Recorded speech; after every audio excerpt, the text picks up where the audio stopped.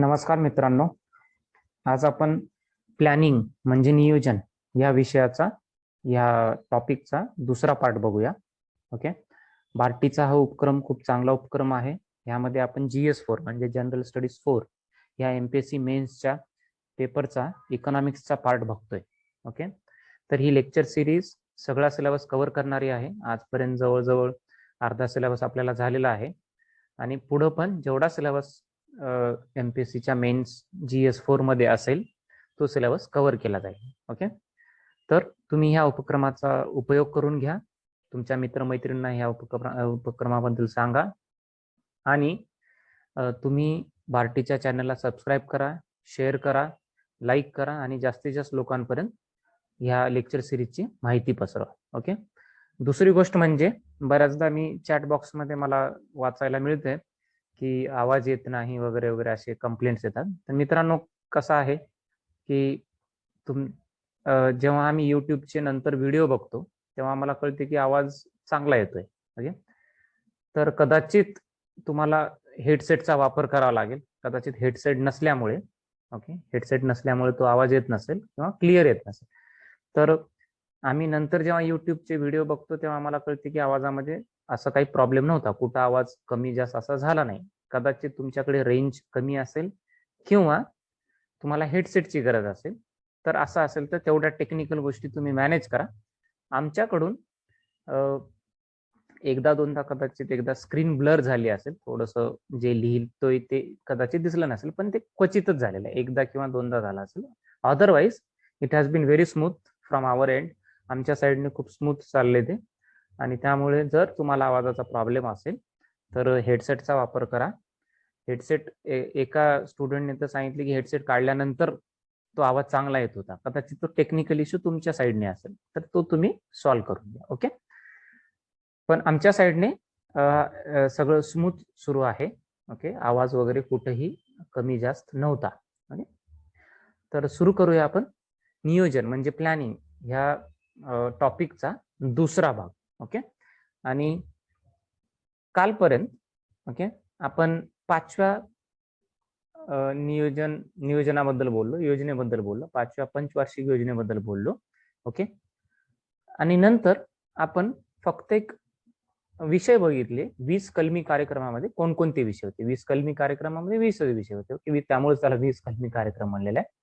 तर हे जे हा जो 20 कलमी कार्यक्रम आहे त्यात कोणकोणते 20 विषय होते ह्याची थोडीशी तोंड ओळख करून घेतली. एकदा आपण त्यात फक्त नावं बघितली. ओके. तर तुम्ही पण पुन्हा पुन्हा हे बघत राहा, जेणेकरून जर तुम्हाला परीक्षेत प्रश्न आला की ह्यापैकी कोणतं होतं किंवा कोणतं नव्हतं तर तुम्हाला लगेच ते सांगता आलं पाहिजे.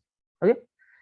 तर आजच्या लेक्चरमध्ये आज आपण 6व्या पंचवार्षिक योजनेबद्दल बघणार आहोत. ओके.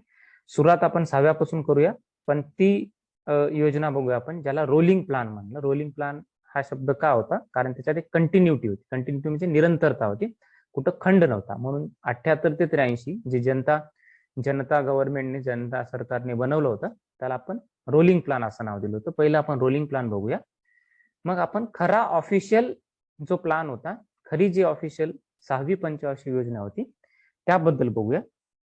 ओके. त्यामध्ये काय काय तरतुदी दिल्या होत्या, काय काय योजना आखण्यात आल्या ते आपण थोडक्यात बघूया.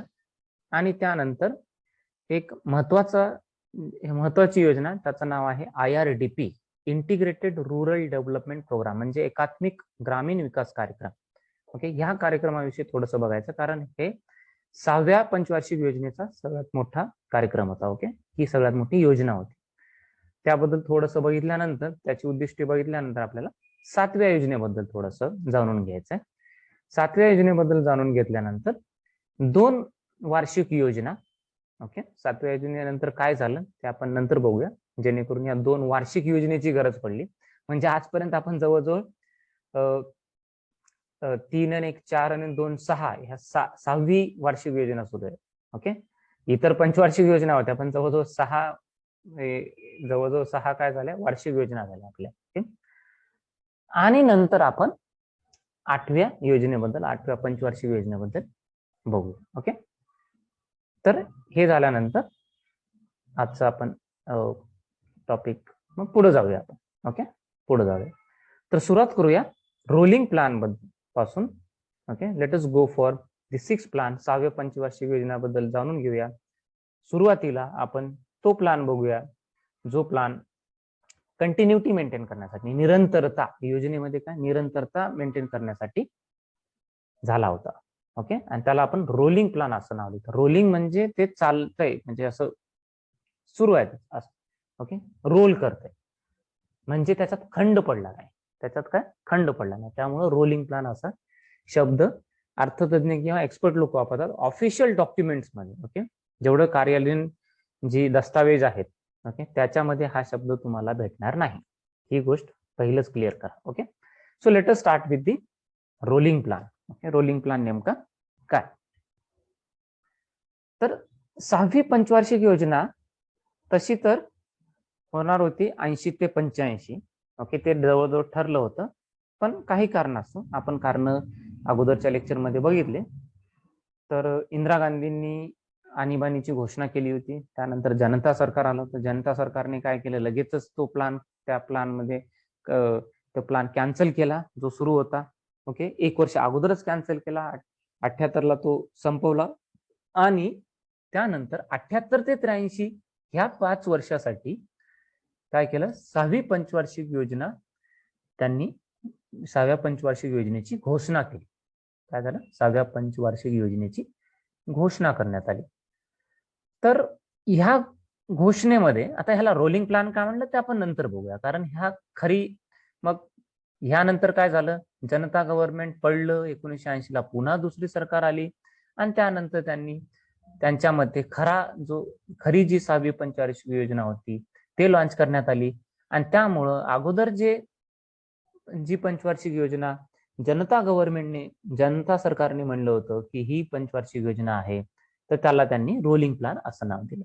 ओके, तर काय होतं, असं म्हणलं जाते की खूप नवीन संकल्पना या गोष्टीत, खूप नवीन आयडियाज ह्या प्लॅन मध्ये होत्या, या योजनेमध्ये होत्या, की या पंचवार्षिक योजनेमध्ये होत्या. काय काय होतं, रेज्युव्हेनेशन ऑफ पीडीएस. पीडीएस म्हणजे पब्लिक डिस्ट्रीब्युशन सिस्टम, म्हणजे ज्याला आपण महाराष्ट्रात राशनचं दुकान म्हणतो. ओके, सार्वजनिक वितरण व्यवस्था. ओके, पब्लिक म्हणजे सार्वजनिक, डिस्ट्रीब्युशन म्हणजे वितरण, आणि सिस्टम म्हणजे व्यवस्था. तर मित्रांनो, तुम्हाला माहिती आहे राशनच्या दुकानावरती काही जी अन्नधान्य ओके आणि काही गोष्टी आपल्याला या स्वस्तात मिळतात. ओके, कारण दारिद्र्यरेषेखाली असणारा एक जो मोठा घटक आहे, त्यांना ह्या गोष्टींपासून, ज्या बेसिक गोष्टी आहेत, ज्या गरजेच्या वस्तू आहेत, जे गरजेचं अन्नधान्य त्याच्यापासून वंचित राहू नये, ह्यासाठी काय सार्वजनिक वितरण व्यवस्था राबवली जाते. त्याचं पुनरुज्जीवन करण्याचं काम ठरवण्यात आलं कशात, 6th प्लॅन मध्ये. कोणाचा 6th प्लॅन, जनता गव्हर्नमेंटचा 6th प्लॅन. ओके, कोणाचा, जनता गव्हर्नमेंटचा, जनता सरकारचा, जो जनता सरकारने जी आखली होती योजना, 6वी पंचवार्षिक योजना, त्यामध्ये पहिलं होतं रेज्युव्हेनेशन ऑफ पीडीएस. ओके, त्याचं जे पीडीएस म्हणजे सार्वजनिक वितरण व्यवस्था आहे, ज्याला आपण महाराष्ट्रात राशनचं दुकान म्हणतो, त्याचं पुनरुज्जीवन करण्यात आलं. ओके, लघु आणि कुटीर उद्योगांवरती भर. ओके, जे छोटे उद्योग असतात, जे कुटीर उद्योग म्हणजे जे एका छोट्याशा झोपडीत आपण सुरू करू शकतो.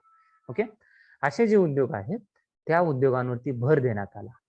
Okay, revival of Panchayati Raj institutions म्हणजे काय, पंचायती राज संस्था. ओके, ज्या अंतर्गत तळागाळातल्या लोकांना देखील या सरकारच्या प्रशासनामध्ये ओके सरकारमध्ये सहभागी होण्याचा जो संधी मिळाली. ओके, ज्याच्यामध्ये ग्रामपंचायत, पंचायत समिती, जिल्हा परिषद, महानगरपालिका, नगरपालिका या सगळ्या गोष्टी आल्या. ओके, त्याचं देखील पुनरुज्जीवन करण्यात आलं.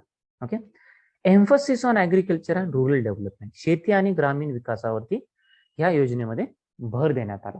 ओके, आणि बऱ्याच जणांच्या मते हे थोडंसं एक नवीन आयडिया ह्याच्यात भरपूर होत्या, जसं की पंचायती राज संस्थेचे पुनरुज्जीवन असेल, लघु आणि कुटीर उद्योगांवरती भर असेल, किंवा सार्वजनिक वितरण व्यवस्थेचं जे पुनरुज्जीवन असेल, अशा बऱ्याचशा गोष्टी होत्या ज्या नवीन होत्या. ओके, ज्या नवीन होत्या. पण मित्रांनो, तुम्ही जर एक थोडस, आपण ह्या चॅप्टरच्या अगोदर सुधारणा नावाचा ओके आपण रिफॉर्म नावाचा चॅप्टर बघितला. ओके, त्याच्या दृष्टीने जर विचार केला मित्रांनो, तर तुम्हाला एक कळेल की इथं कुठं ना कुठं एक प्रकारे सरकारचा हस्तक्षेप वाढवण्याचा काम झालं. ओके, म्हणजे जनता सरकार जे होतं ते मुक्त अर्थव्यवस्थेचा एक सपोर्टर नव्हता. ओके, त्यांना पाठिंबा देणारं सरकार नव्हतं. कारण मुक्त अर्थव्यवस्थेच्या संकल्पनेला पाठिंबा देणारं हे सरकार नव्हतं. ते कुठंतरी असं सरकार होतं ज्याला नेहमी वाटायचं की भारत जे अर्थव्यवस्था असते त्याच्यात सरकारचा हस्तक्षेप असायला हवा, सरकारचा हस्तक्षेप असायला हवा. ओके, आणि त्यामुळेच तुम्ही जर ओव्हरऑल बघितलं तर कळेल तुम्हाला, जसं की सार्वजनिक वितरण व्यवस्थेचे पुनरुज्जीवन. ओके, सार्वजनिक वितरण व्यवस्थेचे पुनरुज्जीवन करणे ह्याचाच अर्थ काय की तुम्ही लोकांना अन्नधान्य पुरवठा करताय, लोकांना तुम्ही रोजगार निर्मितीवर भर नाही देत, तर रोजगार निर्मितीवर भर न देता तुम्ही काय करताय, सार्वजनिक वितरण व्यवस्थेवर भर देताय. ओके, जर लोकांच्या रोजगार निर्मितीवर जर भर दिला तर ते आपोआपच त्यांना लागणाऱ्या ज्या गरजेच्या वस्तू आहेत ते विकत घेतील. पण जनता सरकारचा जो भर होता तो कशावरती होता, सार्वजनिक वितरण व्यवस्थेचं पुनरुज्जीवन, लघु व कुटीर उद्योगांवरती भर होता, मोठ्या उद्योगांवरती भर नव्हता. या जे रोलिंग प्लॅन बनवला होता, 6 प्लॅन जो 6वी जी पंचवार्षिक योजना जनता सरकारने बनवली होती. ओके, शेती आणि ग्रामीण विकासावर देखील भर होता. तर ओव्हरऑल तुम्ही बघा, एक प्रकारचं एक भारतासाठी बनलेलं, ओके, आणि सरकारचा हस्तक्षेप जास्त असलेली ही पंचवार्षिक योजना होती. पण ह्याला रोलिंग प्लॅन नाव का देण्यात आलं मित्रांनो? ओके, हे आपण अगोदरही बघितलं, पुन्हा एकदा होतं की रोलिंग प्लॅन नाव का देण्यात आलं, कारण लगेचच 1980 ला सरकार बदललं, काँग्रेसची सरकार पुन्हा आली, काँग्रेसचं सरकार पुन्हा आलं, आणि त्यानंतर त्यानंतर काय झालं, काँग्रेसने 78-79 हा परत 78 आणि 79 हे जे वार्षिक वर्ष आहे ते 5व्या पंचवार्षिक योजनेत ऍड केलं. 79 ते 80 हे जे आर्थिक वर्ष आहेत त्याला एका वर्षाची वार्षिक योजना म्हणून घोषणा करण्यात आली. ओके, आणि त्यानंतर 80 ते 85 ही 6वी पंचवार्षिक योजना असेल हे त्यांनी ठरवलं, आणि तसं ते ऑफिशियली सांगण्यात आलं. ओके, सरकारतर्फे सांगण्यात आले की 6वी पंचवार्षिक योजना असेल. ओके, आणि त्या कारणामुळे, आणि पण जर असं केलं तर काय होणार, कुठंतरी योजना बनवण्यामध्ये खंड दिसणार. त्यामुळे त्यांनी काय नाव दिलं, जे जनता सरकारने जो प्लॅन बनवला होता त्याला त्यांनी रोलिंग प्लॅन असं नाव दिलं. ओके, त्याला काय नाव दिलं त्यांनी, रोलिंग प्लॅन असं नाव दिलं. Okay, I hope this is clear. मग पुढं काय झालं, आता खरी मग काँग्रेस सरकार, त्यावेळेचं जे काँग्रेसचं सरकार होतं त्यांच्यामध्ये खरी 6वी पंचवार्षिक योजना सुरू झाली. काय काळ होता त्यांचा, 1980 ते 85. तर लक्षात घ्या मित्रांनो, खरी जी ऑफिशियली 6वी पंचवार्षिक योजना जी आहे ती आहे 1980 ते 85. आणि मित्रांनो लक्षात घ्या, ह्या पंचवार्षिक योजनेमध्ये गरिबी हटाओचा नारा देण्यात आला.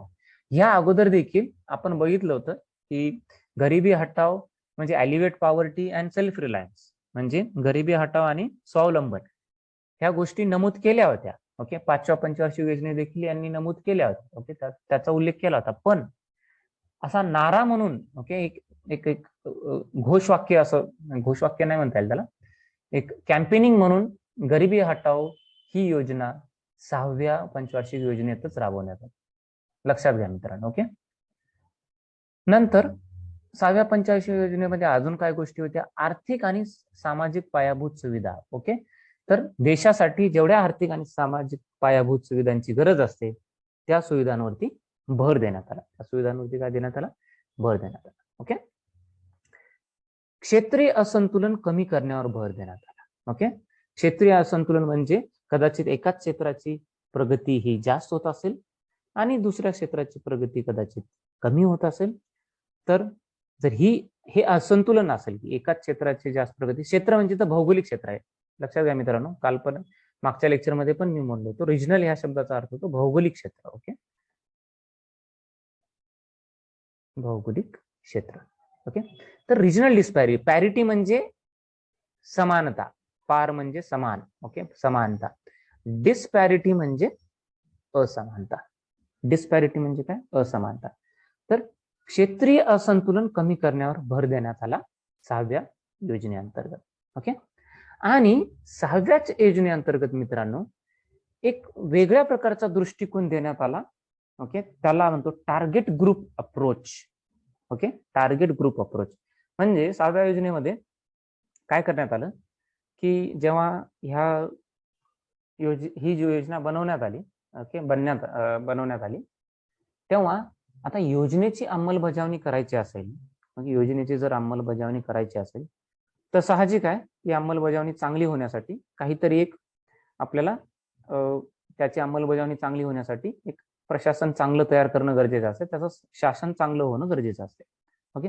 मग हे कसं करायचं? ओके. तर तोपर्यंत ज्या रूढी, ज्या जे तथाकथित मार्ग होते, तथाकथित दृष्टिकोन होते, ते काम करत नव्हते. ओके. म्हणून एक नवीन दृष्टिकोन निर्माण करण्यात आला, एक नवीन दृष्टिकोन देण्यात आला त्याला. ओके. म्हणजे गोष्टींची अंमलबजावणी करण्यासाठी.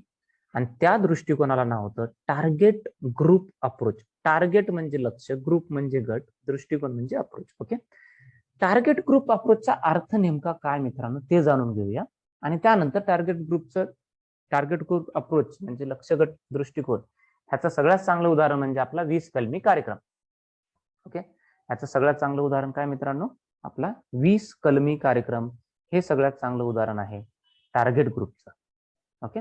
आता टार्गेट ग्रुप अप्रोच काय? पहिलं आपण टार्गेट ग्रुप अप्रोच नेमकी काय आहे ते बघूया आणि त्यानंतर पुढचा बघूया. ओके. टार्गेट ग्रुप अप्रोच ह्या दृष्टिकोनाचा सर्वप्रथम आपण 6व्या पंचवार्षिक योजनेत करण्यात आला. ओके. सर्वप्रथम वापर कुठं करण्यात आला?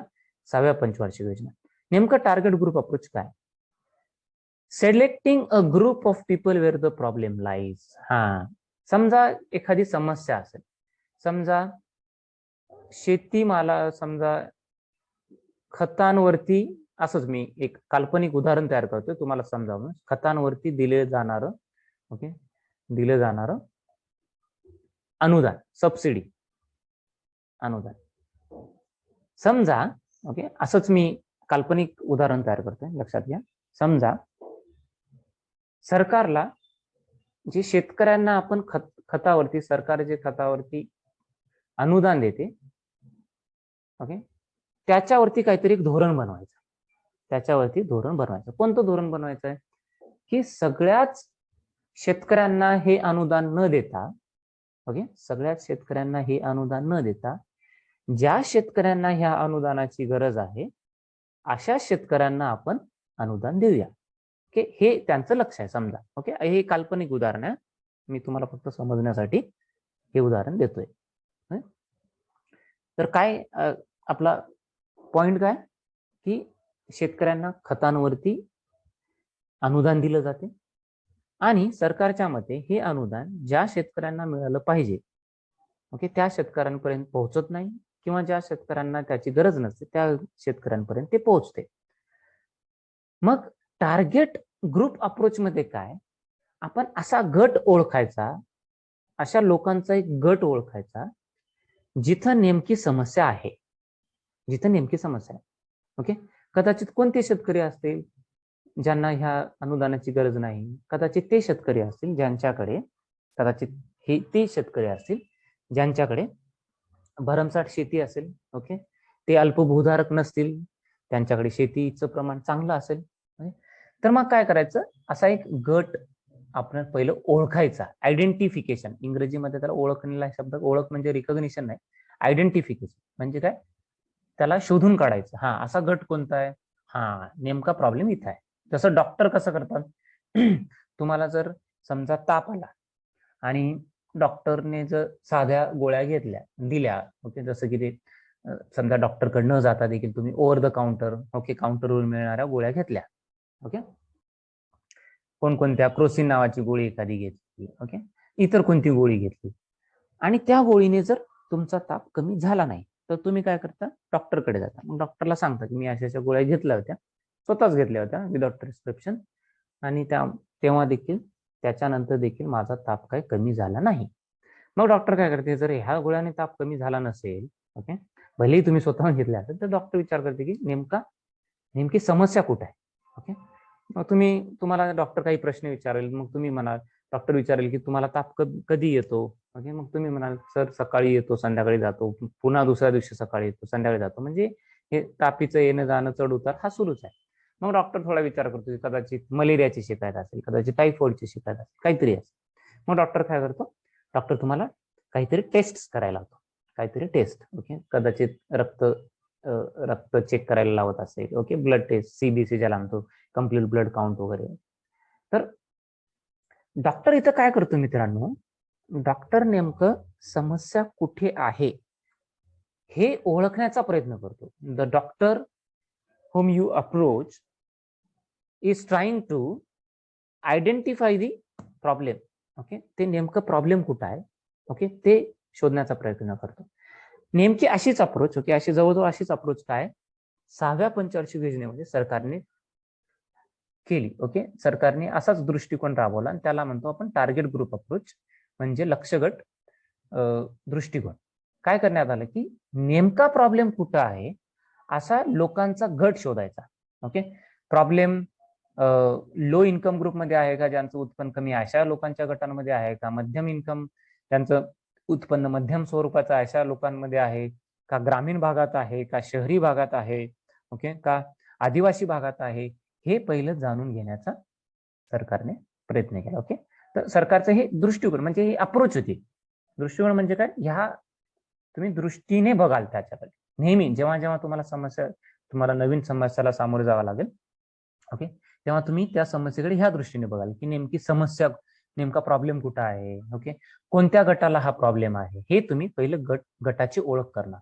ओके, त्यानंतर एकदा गटाची ओळख झाल्यानंतर त्या समस्येवरती सरळ सरळ हल्ला करायचा, म्हणजे उपाय करा. हल्ला म्हणजे इथं अटॅक, असा इंग्रजीमध्ये अटॅकिंग द प्रॉब्लेम डायरेक्टली असा शब्द वापरलाय. मराठी त्याचा अर्थ काय, समस्येवरती सरळ सरळ उपाय करायचा, म्हणजे इकडं तिकडं गोष्टी नाही करायच्या. ओके, गोष्टी इकडे तिकडे म्हणजे दूर, त्याचा जे उपाय आहे ते तळागाळापर्यंत जायला वेळ लागायला नको. ओके, किंवा पैसे कोणाकडे ते जाणार, नंतर दुसऱ्याकडे जाणार, नंतर तिसऱ्याकडे जाणार, नंतर ज्या व्यक्तीकडे प्रॉब्लेम आहे, ज्या व्यक्तीला प्रॉब्लेम आहे तिकडे जाणार, असं नाही. सरळ सरळ जिथं प्रॉब्लेम आहे, जिथं समस्या आहे ना, डायरेक्ट त्या समस्येवरती उपाय सुरू करायचा, त्याच्यावरती हल्ला करायला सुरू करायचा. हल्ला करणे म्हणजे इथं काय, उपाय करणे. हा, तर खतांवर जे उदाहरण आपण हेच बघूया. खतांवरती जे अनुदान दिले सरकारने, जर ओळखलं की ज्यांच्याकडे भरपूर शेती आहे असा एक लोकांचा गट आहे जो अनुदानाचा जो उपयोग घेतो, त्याचा लाभ घेतोय, सरकारला कळाल्यानंतर सरळ सरळ सरकार काय करेल, उद्यापासून एक नियम काढेल. ओके, की एवढं उत्पन्न, वार्षिक उत्पन्न किंवा मासिक उत्पन्न असणाऱ्या शेतकऱ्याला खतांवरती अनुदान मिळणार नाही. सरळ सरळ, इकडं तिकडं नाही. ओके, सरळ हल्ला, सरळ उपाय. ओके, आणि ह्याच एक उदाहरण होतं मित्रांनो 20 पॉइंट प्रोग्राम, म्हणजे 20 कलमी कार्यक्रम. 20 कलमी कार्यक्रम तुम्ही जर विषय बघितलात मित्रांनो, बघा, तुम्ही जर 20 कलमी कार्यक्रमाचे विषय बघितलात तर हा जो दृष्टिकोन होता, ओके, समस्या सॉल्व्ह करण्याचा जो दृष्टिकोन आहे इथं, तो एक सरळ, म्हणजे directly attacking the problem. Okay, सरळ जी समस्या आहे त्याच्यावरती हल्ला करण्याचा दृष्टिकोन आहे. ओके, रेंड ऍग्रिकल्चरसाठी फक्त ऍग्रिकल्चर असा शब्द वापरला नाही, मग ते ढोबळ झाला असेल.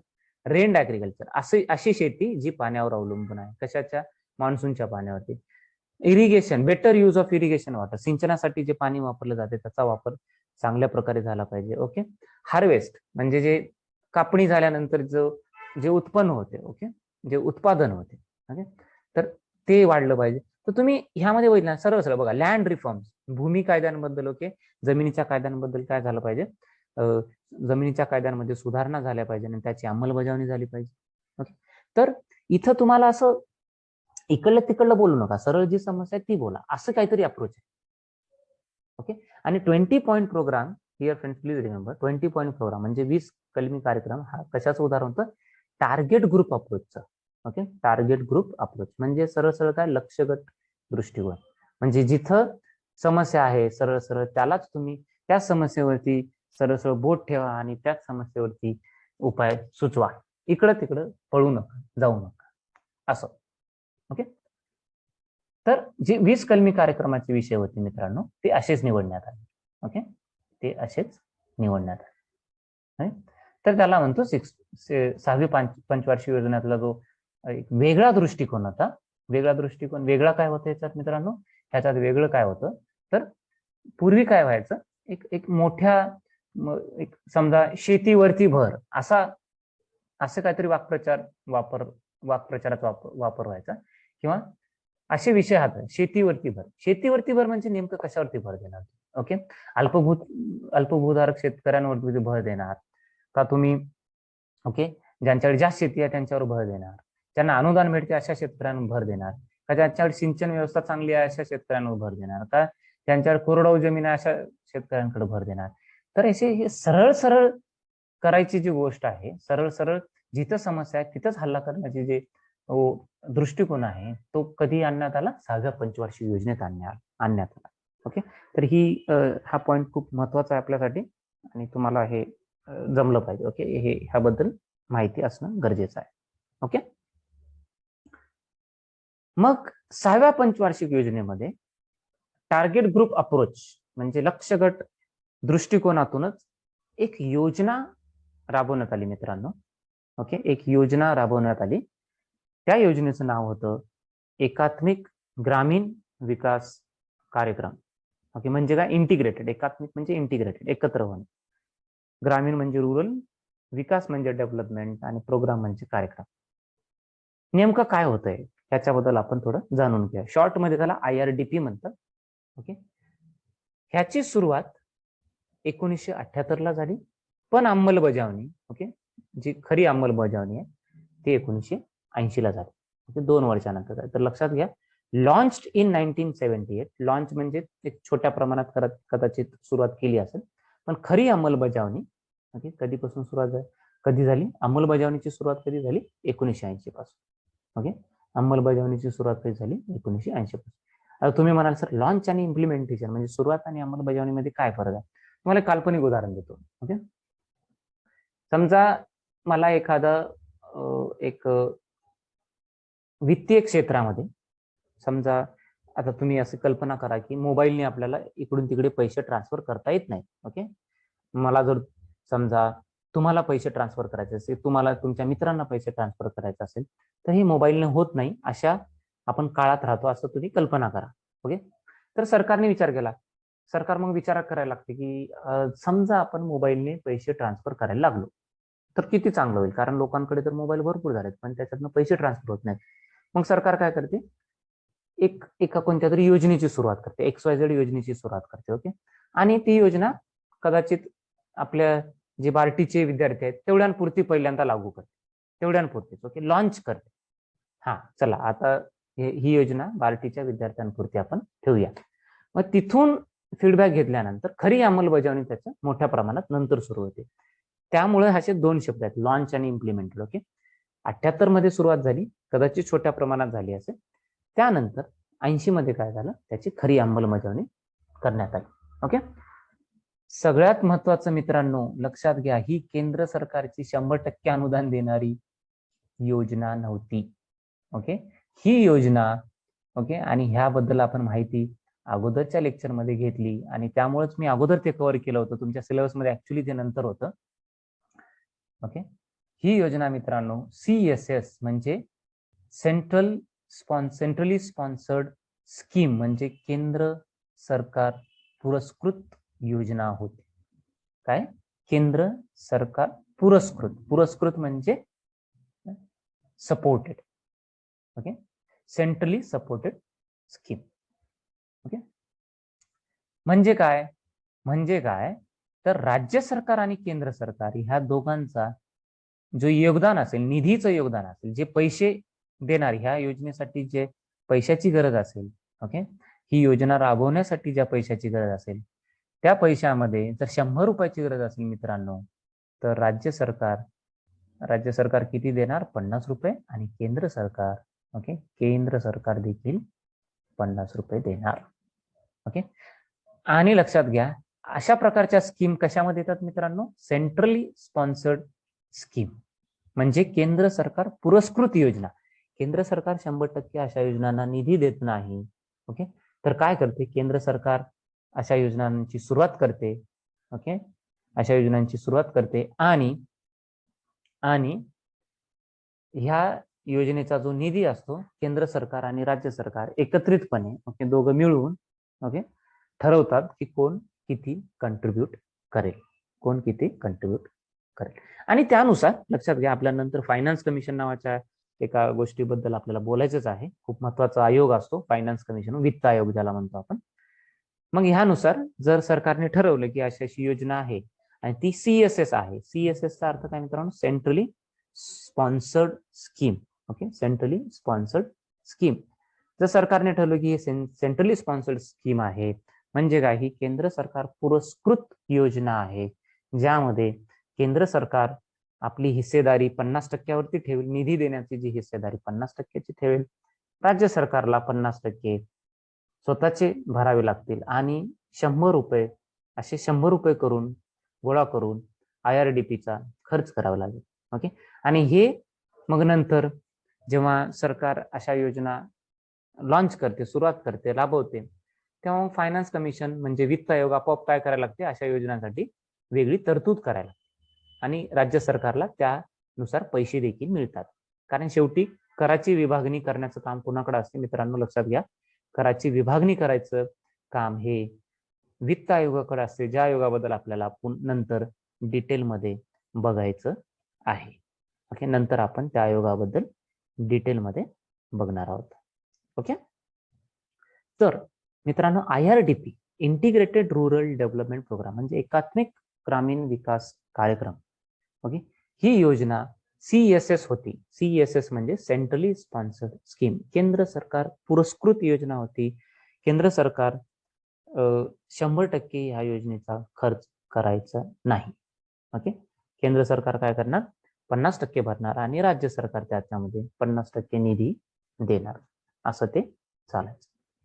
मग ह्या योजनेची ओके ही योजना जी 6व्या पंचवार्षिक योजनेत राबवण्यात आली, सुरुवात करण्यात आली, राबवण्यात आली, नेमके उद्दिष्टे काय काय होते? ओके, ऑब्जेक्टिव्हचा अर्थ काय होतो मित्रांनो? उद्दिष्टे. ओके, तर मराठीमध्ये लिहायचं राहून गेलं. ओके, नेमकी याची उद्दिष्टे काय काय होती? To help families who live below the poverty line to enhance their state of living. म्हणजे काय? जी लोक ओके दारिद्र्य रेषेखाली असतात त्या लोकांना त्यांचं जीवनमान सुधारण्यासाठी मदत करणे. ओके, IRDP या कार्यक्रमांतर्गत इंटिग्रेटेड रूरल डेव्हलपमेंट प्रोग्राम ह्या कार्यक्रमांतर्गत मित्रांनो लक्षात ठेवा काय करण्यात आलं, कशी मदत करण्यात आली? लोकांचं जीवनमान सुधारण्यासाठी दारिद्र्य रेषेखाली लोकांना मदत करणे.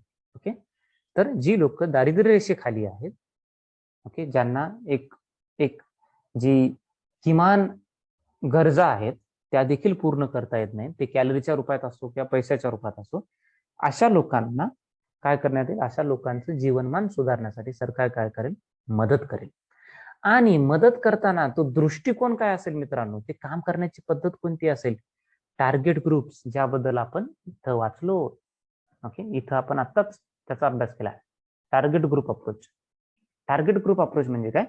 जिथं समस्या असेल ती समस्या ओळखणे. ओके, कोणत्या गटाला समस्या आहे ती तो गट ओळखणे आणि सरळ सरळ समस्येवर हल्ला करणे, इकडं तिकडं लक्ष न देता सरळ सरळ समस्येकडे जाणे. ओके, तर ह्याच प्रकाराचा ओके वापर कुठे? टार्गेट ग्रुप अप्रोचचा वापर करण्यात आला मित्रांनो. कुठे? IRDPच्या अंमलबजावणीमध्ये.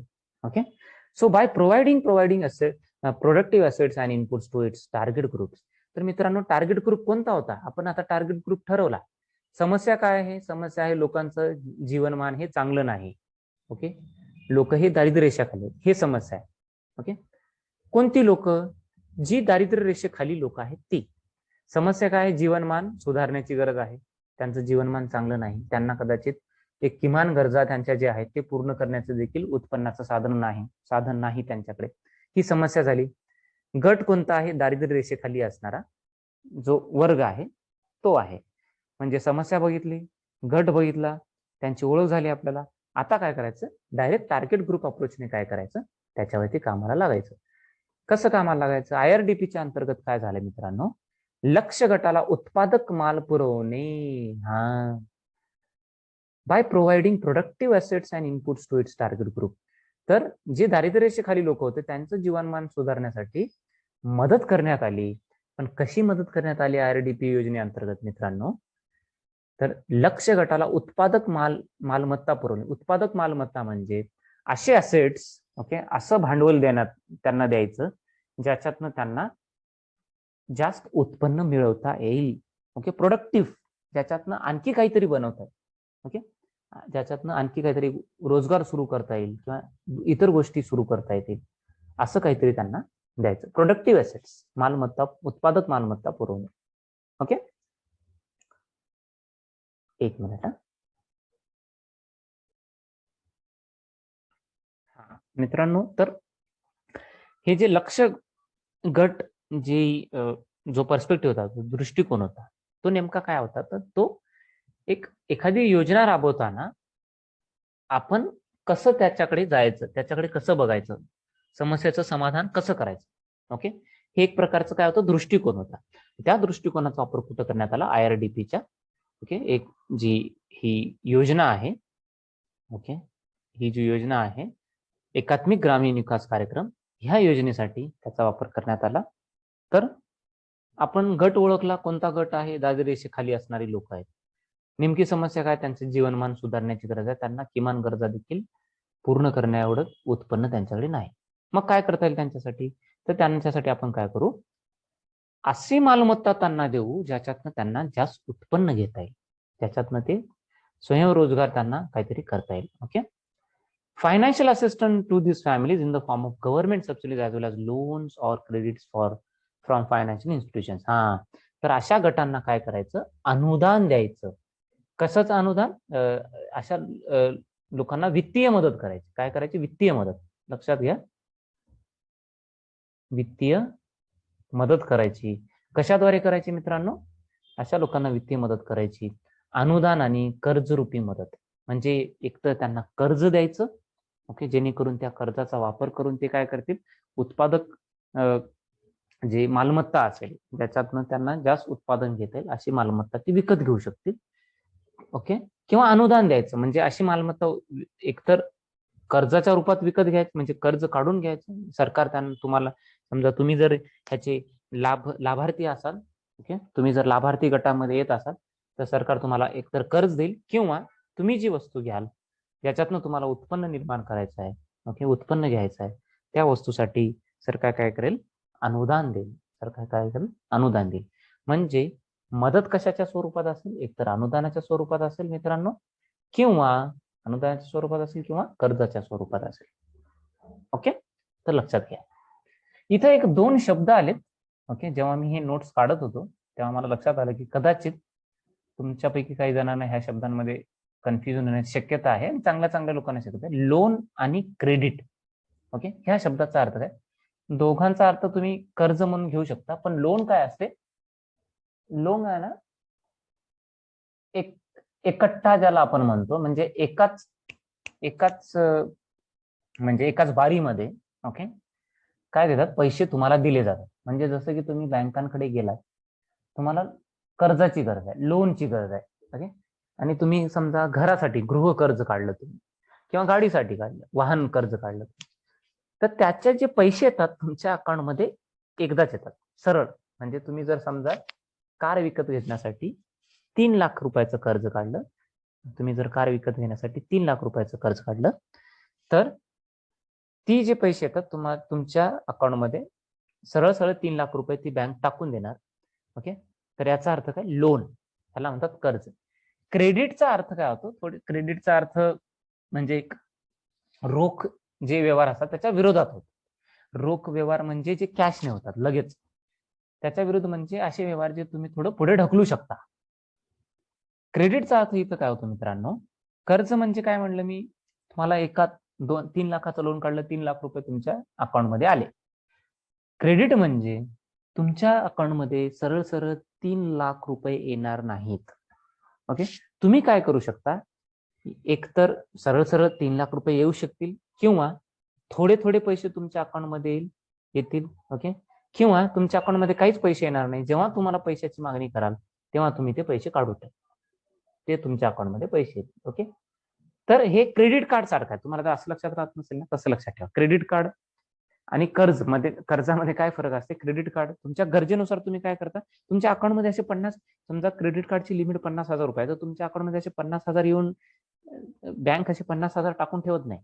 ओके, तुमच्या गरजेनुसार काय होते, ती रक्कम आहे ना, ती तुमच्या अकाउंटमध्ये तुम्ही जसे जसे शॉपिंग करा, जसे जसे त्या क्रेडिट कार्डवरती तुम्ही वस्तू घ्याल तसे तशी ती रक्कम तुमच्या अकाउंटमध्ये येत जाते. ओके, त्याला आपण क्रेडिट म्हणतो. आणि कर्ज जे असते एकदाच सरळ सरळ तुमच्या अकाउंटमध्ये येऊन पडते, त्याला आपण काय म्हणतो, कर्ज म्हणतो.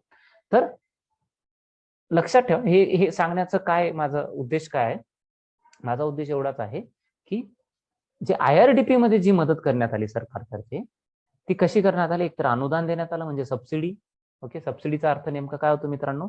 जर सरकारने तुम्हाला 100 रुपये, तुम्ही जर 100 रुपयाची एखादी वस्तू विकत घेतली, 100 रुपयाची एखादी वस्तू विकत घेतली, तर सरकार काय म्हणेल की ठीक आहे, तुम्ही 100 रुपयाची वस्तू घेतली, तर वरची 30 रुपयाची मदत आहे ना, 100 रुपयापैकी त्या वस्तूची जर किंमत 100 रुपयाचा असेल, 100 रुपये असेल, तर आम्ही 30 रुपये देऊ, तुम्ही फक्त 70 रुपये द्या.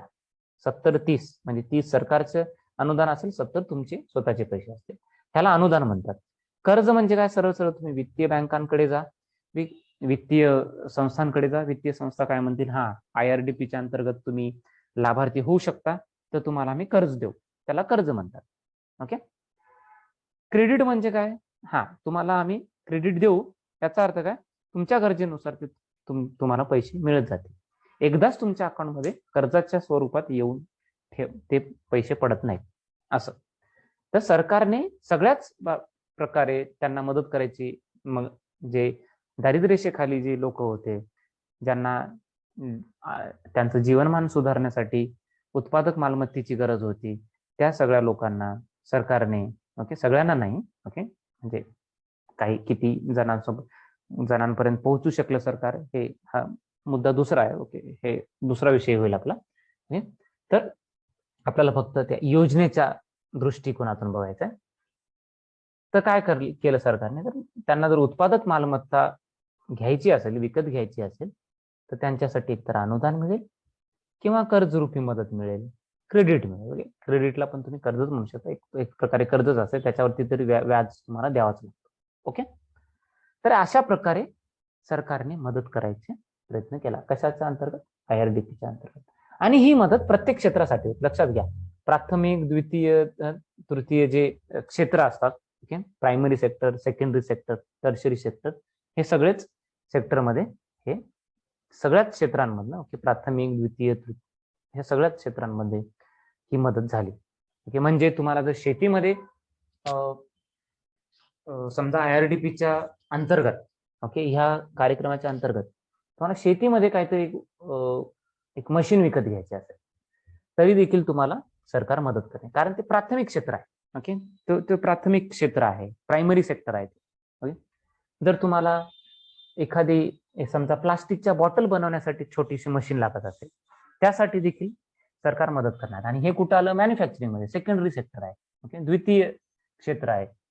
समजा तुम्हाला एक छोटस समजा कुठेतरी कोचिंग सेंटर उभं करायचं असेल, जे की टर्शरी सेवेमध्ये येते, कोचिंग सेंटर उभं करायचं असेल तर हे टर्शरी मध्ये येते, तृतीय क्षेत्रामध्ये येते. ओके, तर हे देखील, ह्यासाठी देखील ते सरकार काय करणार? IRDPच्या अंडर तुम्हाला मदत करणार असं. तर IRDP ही खूप मोठी योजना होती, जी की 6व्या पंचवार्षिक योजनेत राबवण्यात आली. ओके, मग आता 7व्या पंचवार्षिक योजना कशी सुरुवात? बघा, 7व्या पंचवार्षिक योजनेचा जो काळ होता मित्रांनो, तो होता 1985 ते 1990. ओके, 1985 ते 1990. काय काय झालं? अन्नधान्याचं उत्पादन भरपूर वाढलं. ओके, अधिक रोजगार निर्मितीवरती भर देण्यात आला. आतापर्यंत आपण ह्या गोष्टीबद्दल बोललो नव्हतो मित्रांनो.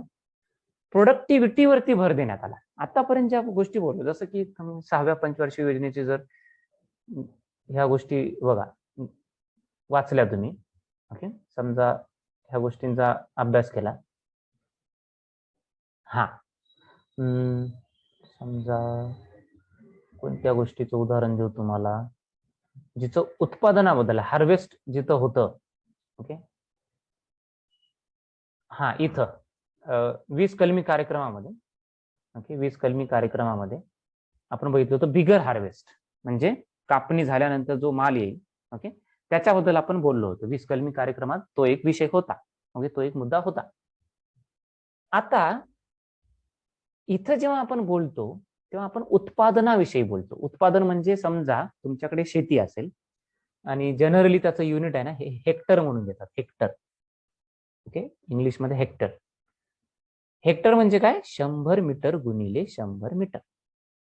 लक्षात घ्या, हेक्टर म्हणजे तुम्हाला माहित पाहिजे.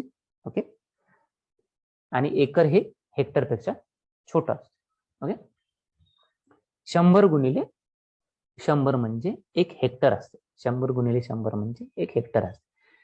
तर ह्या हेक्टरमध्ये, ओके समजा तुम्ही हेक्टरचा विचार केला नाही, तुमची काहीतरी शेती आहे 2-4 हेक्टरची आणि तुमचा एकूण माल कदाचित एक 10 क्विंटल वगैरे निघत असेल. असंच काल्पनिक उदाहरण देतोय. हा, तुम्ही रिअल लाईफ मधले उदाहरण घेऊ शकता, समजून घेण्यासाठी तुम्ही स्वतःच उदाहरण तयार करू शकता. ओके, तर तुम्हाला ह्या समजा तुमचं कितीतरी जमीन असेल, समजा हेक्टरच्या ऐवजी मी एकर लिहितो, थोडंसं आपल्या जवळ वाटेल. ACRE एकर, समजा 3 एकर जमीन असेल, त्यातून तुम्हाला 10 क्विंटल माल मिळतो. एखाद्या विशिष्ट जे जे काही क्रॉप असेल, जे काही पीक असेल, त्याचा तुम्हाला 10 क्विंटल माल मिळतो. इथं तुम्ही प्रति एकर, एका एकर मधनं किती माल मिळतो ह्याचा विचार नाही करत. तुम्ही सरळ सरळ काय म्हणता, 3 एकर मधनं मला 10 क्विंटल माल मिळाला, 10 क्विंटल माझं पीक झालं, एवढाच विचार करता, ह्याच्यापेक्षा जास्त विचार नाही करत. ओके, पण मित्रांनो लक्षात घ्या, ही झाले प्रोडक्शन. ह्याला म्हणतो आपण इंग्रजीमध्ये प्रोडक्शन म्हणजे उत्पादन. ह्याला म्हणतो प्रोडक्शन म्हणजे उत्पादन. ओके, 3 एकर मध्ये माझा 10 क्विंटल माल झाला. ओके, उत्पादकता म्हणजे काय मित्रांनो, जे घटक असतात, ओके जे काही घटक असतील तुमच्या शेतीतले, तर पर युनिट म्हणजे एकक, जे काही एकक असेल त्या एककामध्ये किती, समजा तुमच्याकडे जमीन असेल एकरमध्ये, 3 एकर जमीन असेल, तर एका एकरामध्ये तुम्ही किती माल घेता, किती माल उगवता, ओके किती पीक येते, त्याला म्हणतात उत्पादकता. उत्पादकताचा अर्थ नेहमी पर युनिट, ओके एका युनिटला किती असं असते ते, लक्षात घ्या मित्रांनो. ओके, पर युनिट किती. ओके, तर पर एकर, ओके एका एकरला किती, समजा पर लेबर एका मजुराला किती उत्पन्न. ओके, जेव्हा आपण पर ची गोष्ट करतो, प्रति मजूर, ओके किंवा प्रति समजा प्रति एकर, प्रति हेक्टर किंवा प्रति लिटर पाण्यामधनं ओके किती उत्पादन घेऊ शकतो, त्याला आपण प्रोडक्टिव्हिटी असा शब्द वापरतो. त्याला आपण काय होतो, उत्पादकता असा शब्द वापरतो. ओके, म्हणजे उत्पादकता नेमकं काय दर्शवते, उत्पादकता ही कार्यक्षमता दर्शवते. कार्यक्षमता जेवढी जास्त असेल तेवढी उत्पादकता जास्त असेल. लक्षात घ्या, जर तो एखादा व्यक्ती दिवसभर काम करत असेल, तो शेवटी जेव्हा 8 तासानंतर तुम्ही शेतात जाऊन बघाल त्या व्यक्तीने किती काम केलं, तर खूप कमी काम केलेलं जर तुम्हाला कळत असेल, अरे अरे आणि एवढंच काम केलंय, ओके तसं बघायला तर ह्याने काहीच काम केलं नाही, त्याची उत्पादकता असेल, प्रति व्यक्ती उत्पादकता काय असेल, कमी असेल. ओके, तोच जर दुसरा व्यक्ती असेल, त्याला ते काम चांगल्या प्रकारे जमत असेल, तर साहजिक आहे तो व्यक्ती काय करेल, जास्त काम करेल, जास्त उत्पादन घेईल. जेव्हा प्रति व्यक्ती असो, प्रति एकर असो, प्रति लिटर असो, प्रति मीटर असो, जेव्हा असं प्रतिमध्ये आपण गोष्टी बघतो, त्याचं जे एकक असते ते प्रतिमध्ये लावतो. ओके, पर एकर, पर हेक्टर, त्याला आपण काय म्हणतो, उत्पादकता म्हणतो. त्याला आपण काय म्हणतो, उत्पादकता म्हणतो. ओके, तर 7व्या योजनेत अंतर्गत मित्रांनो उत्पादकतेवरती भर दिलं. उत्पादन किती होते ते तर होणारच आहे, पण नेमकं आपण एका एकर मधनं किती माल पिकवतो, ओके एका लिटर पाण्यात किती माल पिकवतो, एका मजुराची उत्पादकता किती आहे, एक मजूर किती माल पिकवतो, ह्या सगळ्या गोष्टी कशात, म्हणजे ह्या सगळ्या गोष्टींचा विचार कधी झाला, पहिल्यांदा 7वी पंचवार्षिक योजनेमध्ये झाला. ओके, तर फक्त उत्पादनाचा प्रश्न नव्हता, लक्षात घ्या. एवढ्या एका शब्दाला मी एवढं का बोलतोय, कारण फक्त उत्पादनाचा प्रश्न. उत्पादन म्हणजे एकूण उत्पादन. 200 किलो उत्पादन झालं, 300 किलो उत्पादन झालं. तर फक्त उत्पादनाची गोष्ट नाही, उत्पादनासोबत उत्पादकतेची गोष्ट आहे. म्हणजे काय, की प्रोडक्टिव्हिटी किती आहे पर लेबर. एका मजुराने ह्यापैकी 200 किलोग्राम पैकी एका मजुराने किती माल पिकवला. ओके, पर एकर. एका एकर मध्ये ह्या 200 किलोग्राम पैकी एका एकर मध्ये किती आलं, असं त्याला उत्पादकता म्हणतात. तर त्याच्यावरती देखील ती वाढवण्यावरती देखील भर देण्यात आला. आणि इथं सगळ्यात महत्वाचं म्हणजे एका योजनेचा शुभारंभ करण्यात आला, एका योजनेची सुरुवात करण्यात आली, आणि त्या योजनेचं नाव होतं जवाहर रोजगार योजना. त्या योजनेचं नाव होतं जवाहर रोजगार योजना. ओके, ही योजना लॉन्च करण्यात आली, ओके, सुरुवात करण्यात आली 1989. ओके, थोडस तुम्ही वर्षांकडे लक्ष द्या. हे वर्ष जे आहेत 85-90, तर तुम्हाला कळेल हळूहळू आपण एक सुधारणा, जो चॅप्टर आपण शेवटच्या लेक्चरमध्ये कव्हर केला होता, मागचा जो चॅप्टर होता आपला, आपण हळूहळू मित्रांनो एलपीजी कडे चाललोय. लिबरलायझेशन, प्रायव्हेटायझेशन आणि ग्लोबलायझेशन म्हणजे काय, उदारीकरण, खाजगीकरण आणि जागतिकीकरण, ह्या गोष्टीकडे हळूहळू चाललोय. तुम्हाला थोड्याच वेळात कळेल की ऍक्च्युली जे पुढची योजना आहे त्या योजनेत जेवढे हे होते, जेवढे त्याच्यात प्रावधान होते, जेवढ्या शिफारसी होत्या, त्या मुळात ह्या पूरक होत्या. कशासाठी, जवळजवळ तेच होतं एलपीजी मॉडेलसाठी. ओके, लिबरलायझेशन, प्रायव्हेटायझेशन, ग्लोबलायझेशन म्हणजे काय, उदारीकरण, खाजगीकरण आणि वैश्वीकरण.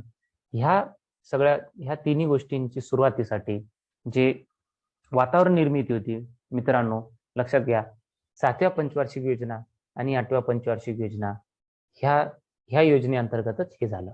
ओके, एलपीजी, जर तुम्हाला कोणी विचारलं की एलपीजी मॉडेलची सुरुवात, ओके, अशी काय सुरुवात म्हणजे एक्झॅक्ट तुम्हाला योजना सांगता येणार नाही. ऑब्जेक्टिव्ह क्वेश्चन मध्ये हा प्रश्न येण्याचा चान्स कमी आहे. ओके, पण तरीही तुम्हाला माहित असायला पाहिजे की 7व्या योजनेपासून 1985, आता 85 सुरू झालं म्हणजे हळूहळू 90, आणि 90 कडून आता हळूहळू 91, 92, 93, 94, 95. ओके, असं आपण हळूहळू तिकडे चाललोय. याचा अर्थ का, आपण हळूहळू एलपीजी मॉडेलकडे चाललोय.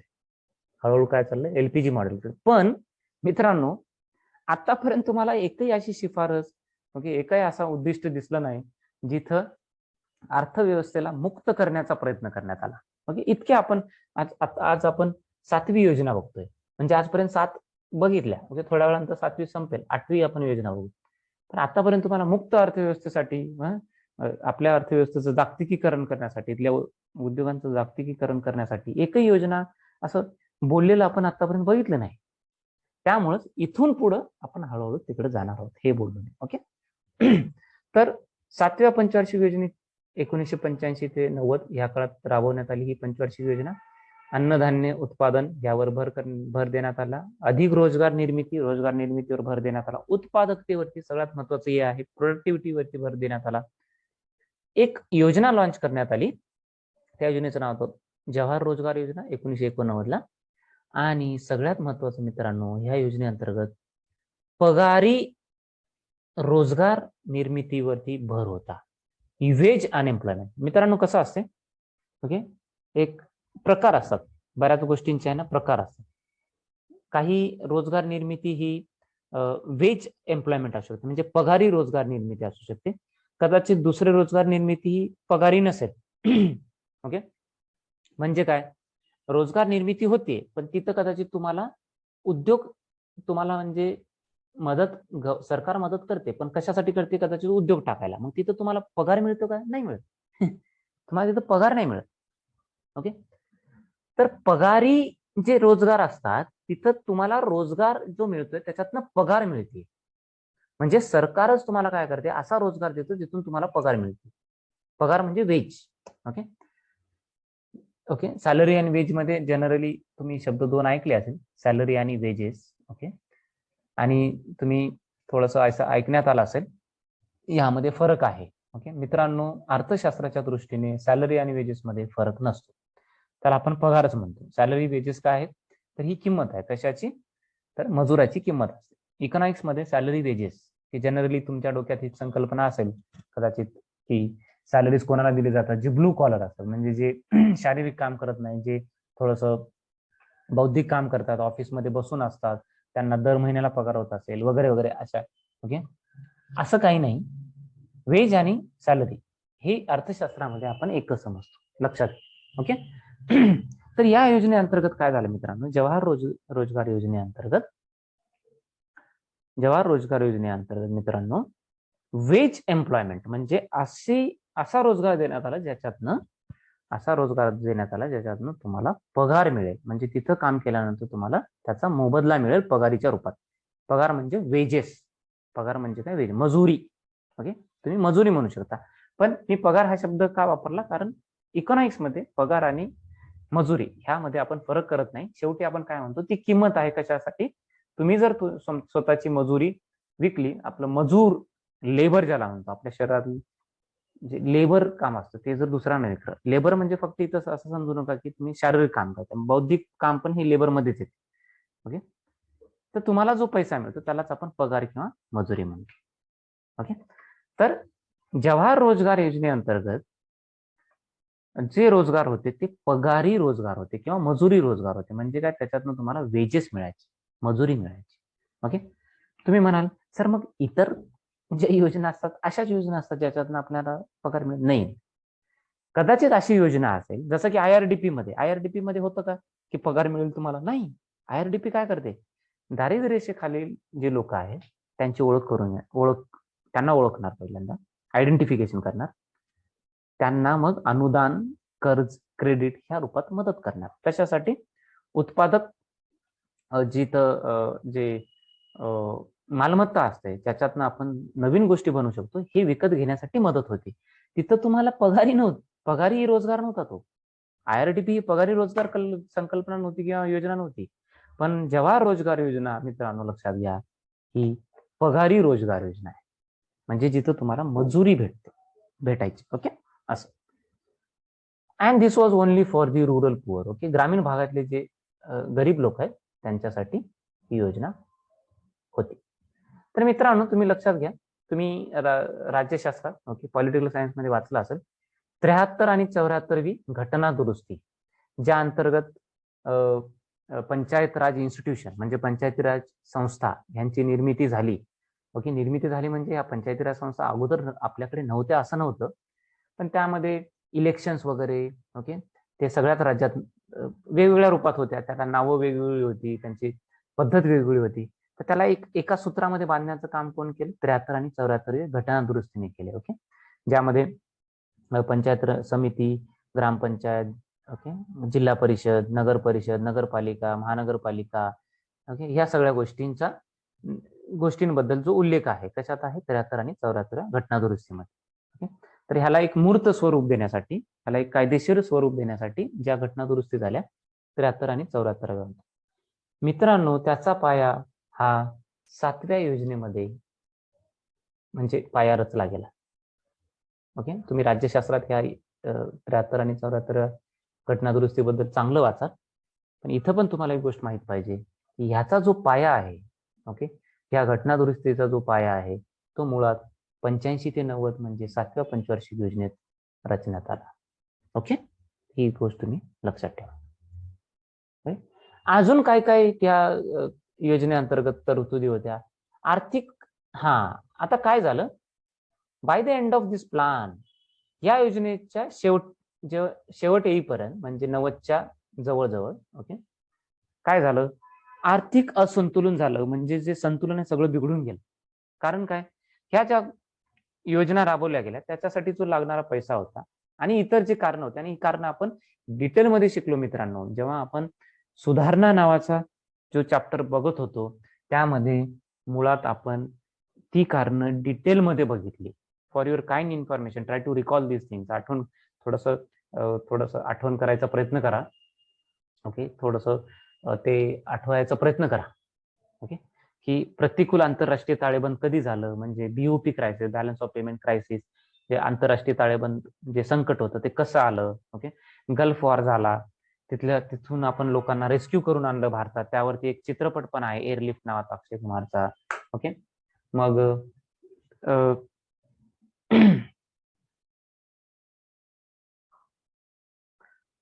तर मित्रांनो, एक मिनिट, थोडस नेटवर्क. हा, तर 7व्या पंचवार्षिक योजनेच्या शेवटी काय झालं बघा, आर्थिक असंतुलन झालं. ओके, फिस्कल इम्बॅलन्स झालं. फिस्कल इम्बॅलन्स म्हणजे फिस्कल म्हणजे जो पैसा आपल्याला, फिस्कल ह्या शब्दाचा अर्थ आहे ना 3 होतं. एक सार्वजनिक खर्च, सार्वजनिक मिळकत, आणि जर ह्याचं असंतुलन असेल तर सार्वजनिक कर्ज. ह्या 3 गोष्टी फिस्कल ह्या शब्दामध्ये येतात. लक्षात घ्या, इंग्रजी शब्द आहे पण पुन्हा पुन्हा तुम्हाला येईल म्हणून सांगतोय. फिस्कल ह्या शब्दामध्ये 3 गोष्टी येतात. एक खर्च असतो, सरकार करणारा खर्च. दुसरं मिळकत असते, महसूल. आणि तिसरं असते कर्ज. ह्या तिन्हींना एकत्रितपणे ना फिस्कल हा शब्द वापरतात. तिन्ही एकत्रित काय शब्द वापरतात? फिस्कल. आपण त्यांना आर्थिक शब्द वापरू. ओके, आर्थिक असंतुलन झालं. का झालं? गल्फ वॉर होता. ओके, आणि आपण बऱ्याच गोष्टींसाठी बऱ्याच प्रमाणात कच्च्या तेलाचे जे भाव वाढले होते. ओके, आणि ते विकत घेण्यासाठी आपल्याला आपला जो साठा होता, ओके, परकीय चलनाचा जो साठा होता तो वापरावा लागला साठा. यासाठी आपल्याला इतर गोष्टी ज्या आयात करायच्या होत्या त्या आयात करण्यासाठी पैसे उरले नव्हते. ओके, आणि ह्या सगळ्या गोष्टींमुळे काय झालं? आंतरराष्ट्रीय ताळेबंद संकट निर्माण झालं. आणि ह्या संकटीचा सरळ सरळ जे नुकसान झालं, या संकटीचा जे सरळ सरळ इम्पॅक्ट झाला, याचा जो परिणाम झाला तो 7व्या योजनेच्या शेवटी दिसायला लागला. आर्थिक असंतुलन झालं, प्रतिकूल आंतरराष्ट्रीय ताळेबंद झालं. ह्यासाठी तुम्हाला माझं अगोदरचं लेक्चर बघावं लागेल, जे ह्याच्यावरती आहे. कशावरती? सुधारणा ह्या चॅप्टरवरती. ओके, आणि भरमसाठ परकीय कर्ज झालं, त्याची व्याजाची परतफेड देखील रुकली. म्हणजे कर्ज घेतल्यानंतर काय करावं लागतं? त्याला व्याजाची परतफेड करावं लागते, दर महिन्याला व्याज भरावं लागतो. ओके, त्याला इंग्रजीमध्ये सर्व्हिसिंग म्हणतात. ओके, सर्व्हिसिंग द डेट म्हणजे कर्जाला आपण सर्व्हिस करतो. तसं गाडीला सर्व्हिस करावं लागते, काही दिवसानंतर गाडी खराब झाली की सर्व्हिस करावं लागते. तसंच एकदा कर्ज घेतलं ना तर त्याचा वरचा जो व्याज आहे ना तो देत राहावा लागतो आपल्याला. ओके, तर त्यामुळे त्याला सर्व्हिसिंग शब्द आहे. Okay, in order to keep it on. Okay, तुम्हाला काय करावं? कर्जाची परतफेड करावी लागते. ती कर्जाची परतफेड देखील रुकली. ओके, आणि सगळ्यात वाईट काय झालं की आपण आयात करायचो, वस्तू आणि सेवांची आयात करायचो, आणि त्या आयातीसाठी जो पैशाचा खर्च लागायचा, खर्च व्हायचा, त्यासाठी आपण पुन्हा कर्ज घ्यायचो. म्हणजे बघा, म्हणजे तिथं अडकून बसलो आपण. त्याला इंग्रजीमध्ये विशेष सर्कल म्हणजे तिथंच. ओके, म्हणजे आयात करा, आयातीसाठी पैसा लागणार, आणि हा पैसा पुन्हा काय करा? कर्जाच्या रूपात बाहेरून घ्या. कर्जाच्या रूपात काय करा? बाहेरून घ्या. आणि ह्या चक्रामध्ये आपण अडकून बसलो होतो. आणि इथंच कुठंतरी लक्षात घ्या, म्हणून मी म्हणलं की आपण हळूहळू कुठं चाललो? सुधारणेकडे चाललो. हळूहळू आपण काय करतोय? सुधारणा जी आपण बघितली, लिबरलायझेशन, प्रायव्हेटायझेशन, ग्लोबलायझेशन, तिकडे चाललो. तर 7व्या पंचवार्षिक योजनेच्या शेवटी तुम्हाला कळून चुकेल, म्हणजे कळून येईल तुम्हाला की काय नेमकं झालं होतं. आर्थिक असंतुलन झालं, प्रतिकूल आंतरराष्ट्रीय ताळेबंद झालं, भरमसाठ परकीय कर्ज झालं, आयातीसाठी बाह्य कर्जाचा आपण अवलंब करायला लागलो. आणि त्यामुळे मित्रांनो, ह्याच्या पुढची तुम्ही काय अपेक्षा कराल? आता 7वी पंचवार्षिक योजना झाली तर 1985 ते 90 झालं, तर 90 ते 95 ही 8वी यायला पाहिजे. सरळ सरळ कॉमन सेन्स आहे. It should be the 8th one. It should be the 8th one. नाही, पुढं काय झालं मित्रांनो? ह्या क्रायसिसमुळं, ह्या संकटामुळं, ओके, आणि दुसरं संकट म्हणजे 1991ला जे नवीन सरकार आलं, काय झालं की ह्या ज्या पुढची जी 2 वर्ष आहेत मित्रांनो, 90, 91 आणि 91 ते 92, ह्या 2 वर्षांना 2 वेगवेगळे वार्षिक योजना म्हणून डिक्लेअर करण्यात आल्या. 2 अॅन्युअल प्लॅन्स, 2 वार्षिक योजना म्हणून डिक्लेअर करण्यात आल्या. आणि याचं कारण काय देण्यात आलं? केंद्रामध्ये सतत बदलत असणारी राजकीय स्थिती. हे सरळ सरळ लिहिलेलं आहे. हा ऑफिशियल डॉक्युमेंटमध्ये हा शब्द वापरलेला आहे. हा वाक्प्रचार, हे जे वाक्य आहे ना, हे वापरलेलं आहे. त्यामुळे मी वाक्य सांगतोय. ह्याला मी सिंगल इन्व्हर्टेड कॉमामध्ये लिहिले बघा. Okay, fast changing political situation at the centre, म्हणजे केंद्रामध्ये सतत बदलत असणारी जी राजकीय स्थिती आहे ते कारण आहे. यासाठी काय कारण आहे? ते कारण आहे. ओके, तर ह्या कारणामुळे केंद्रामध्ये सतत जी राजकीय स्थिती बदलते, ह्यामुळे आम्ही काय करतोय? 90 आणि 91 एक वार्षिक योजना, 91 ते 92 दुसरी वार्षिक योजना, अशा 2 वार्षिक योजना 2 अॅन्युअल प्लॅन्स, 2 वार्षिक योजना आम्ही डिक्लेअर करतोय. म्हणजे आपण जी अपेक्षा ठेवत होतो, कॉमन सेन्स ज्याला आपण म्हणलं होतं, की 1985-90 7वी योजना झाली, तर 90 ते 95 ही 8वी आली पाहिजे. ती न येता सरकारने काय केलं, या 2 वर्षांना सरकारने काय केलं, या 2 वर्षांना वार्षिक योजना म्हणून घोषित केलं. या 2 आर्थिक वर्षांना वार्षिक योजना म्हणून घोषित केलं. आणि 8वी जी योजना आहे ती 92 ते 97 राबवली. 1992 ते 1997. ओके. तर ह्याला बऱ्याच प्रमाणात हे कारण आहे मित्रांनो, लक्षात घ्या. जे आपण बॅलन्स ऑफ पेमेंट क्रायसिस, आंतरराष्ट्रीय ताळेबंद संकट ह्या मथळ्याखाली सुधारणा या नावाच्या चॅप्टर खाली जे बघितलं ते पण कारण आहे. आणि दुसरं जे सरकारने कारण दिलं होतं, एक वाक्प्रचार त्यांनी एक वाक्य वापरलं होतं, ते म्हणजे the changing situation okay at the centre. Okay. हे जे हा जो शब्द वापरला सरकारने, काय शब्द वापरला सरकारने, 1 मिनिट.